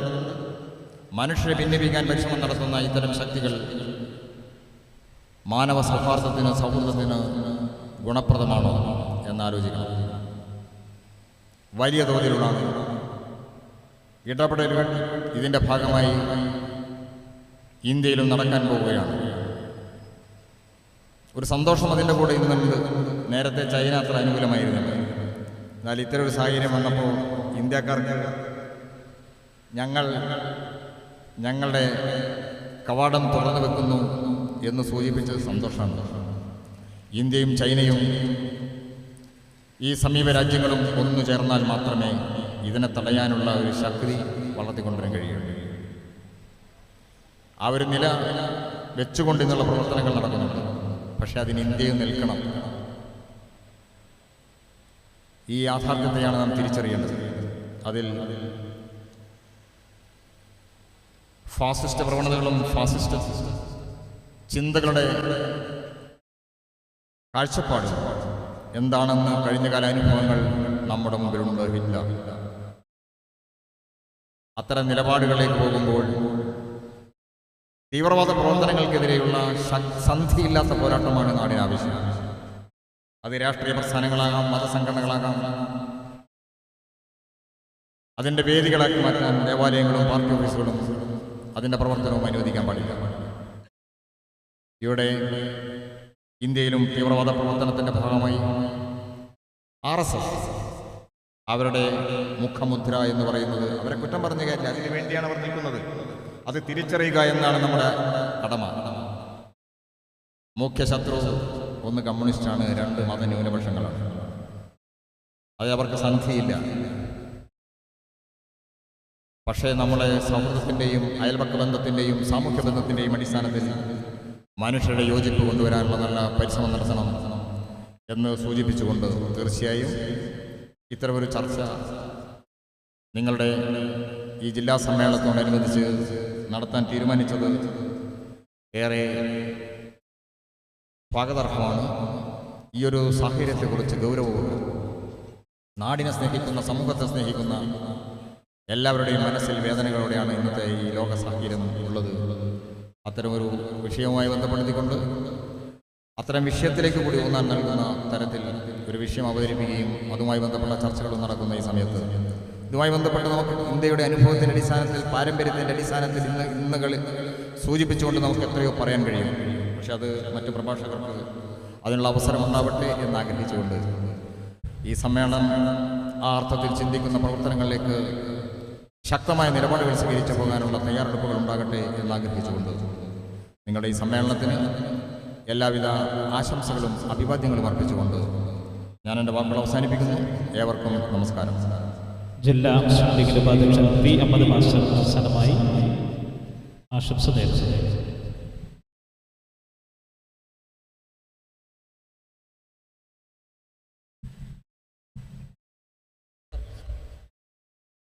ബഹുമാന്യനായ അധ്യക്ഷൻ, ആദരണീയരായ പണ്ഡിതന്മാരെ, പ്രിയമുള്ള സഹപ്രവർത്തകരെ, കാലിക പ്രാധാന്യമുള്ള വിഷയം ഉയർത്തിപ്പിടിച്ചുകൊണ്ട് ഇവിടെ നടന്ന ഈ സംവാദത്തെ സംബന്ധിച്ചിടത്തോളം നിഷ്ക്രിയത്വവും അതുപോലെ തന്നെ അവലംബവും ഇല്ലാത്തൊരു സാഹചര്യവും തിരിച്ചറിഞ്ഞ് പ്രതികരിക്കാനും അതുപോലെ തന്നെ പ്രവർത്തിക്കാനും പൊതിച്ചു പുതുക്കാനുള്ളൊരു സന്ദർഭമാണ് യഥാർത്ഥത്തിൽ ഈ വേദിയിലൂടെ നമുക്ക് ലഭ്യമായിട്ടുള്ളത്. പലർക്കും പരിമിതമായ സമയം ആയതുകൊണ്ട് തന്നെ പൂർണ്ണമായി അവരിലുള്ള കാര്യങ്ങൾ നമ്മളെ സംബന്ധിച്ചിടത്തോളം ബോധ്യപ്പെടുത്താൻ കഴിയാതെ പോയതിൽ ഞാൻ ദുഃഖിക്കുകയാണ്. ഏതായിരുന്നാലും SKSSMനെ സംബന്ധിച്ചിടത്തോളം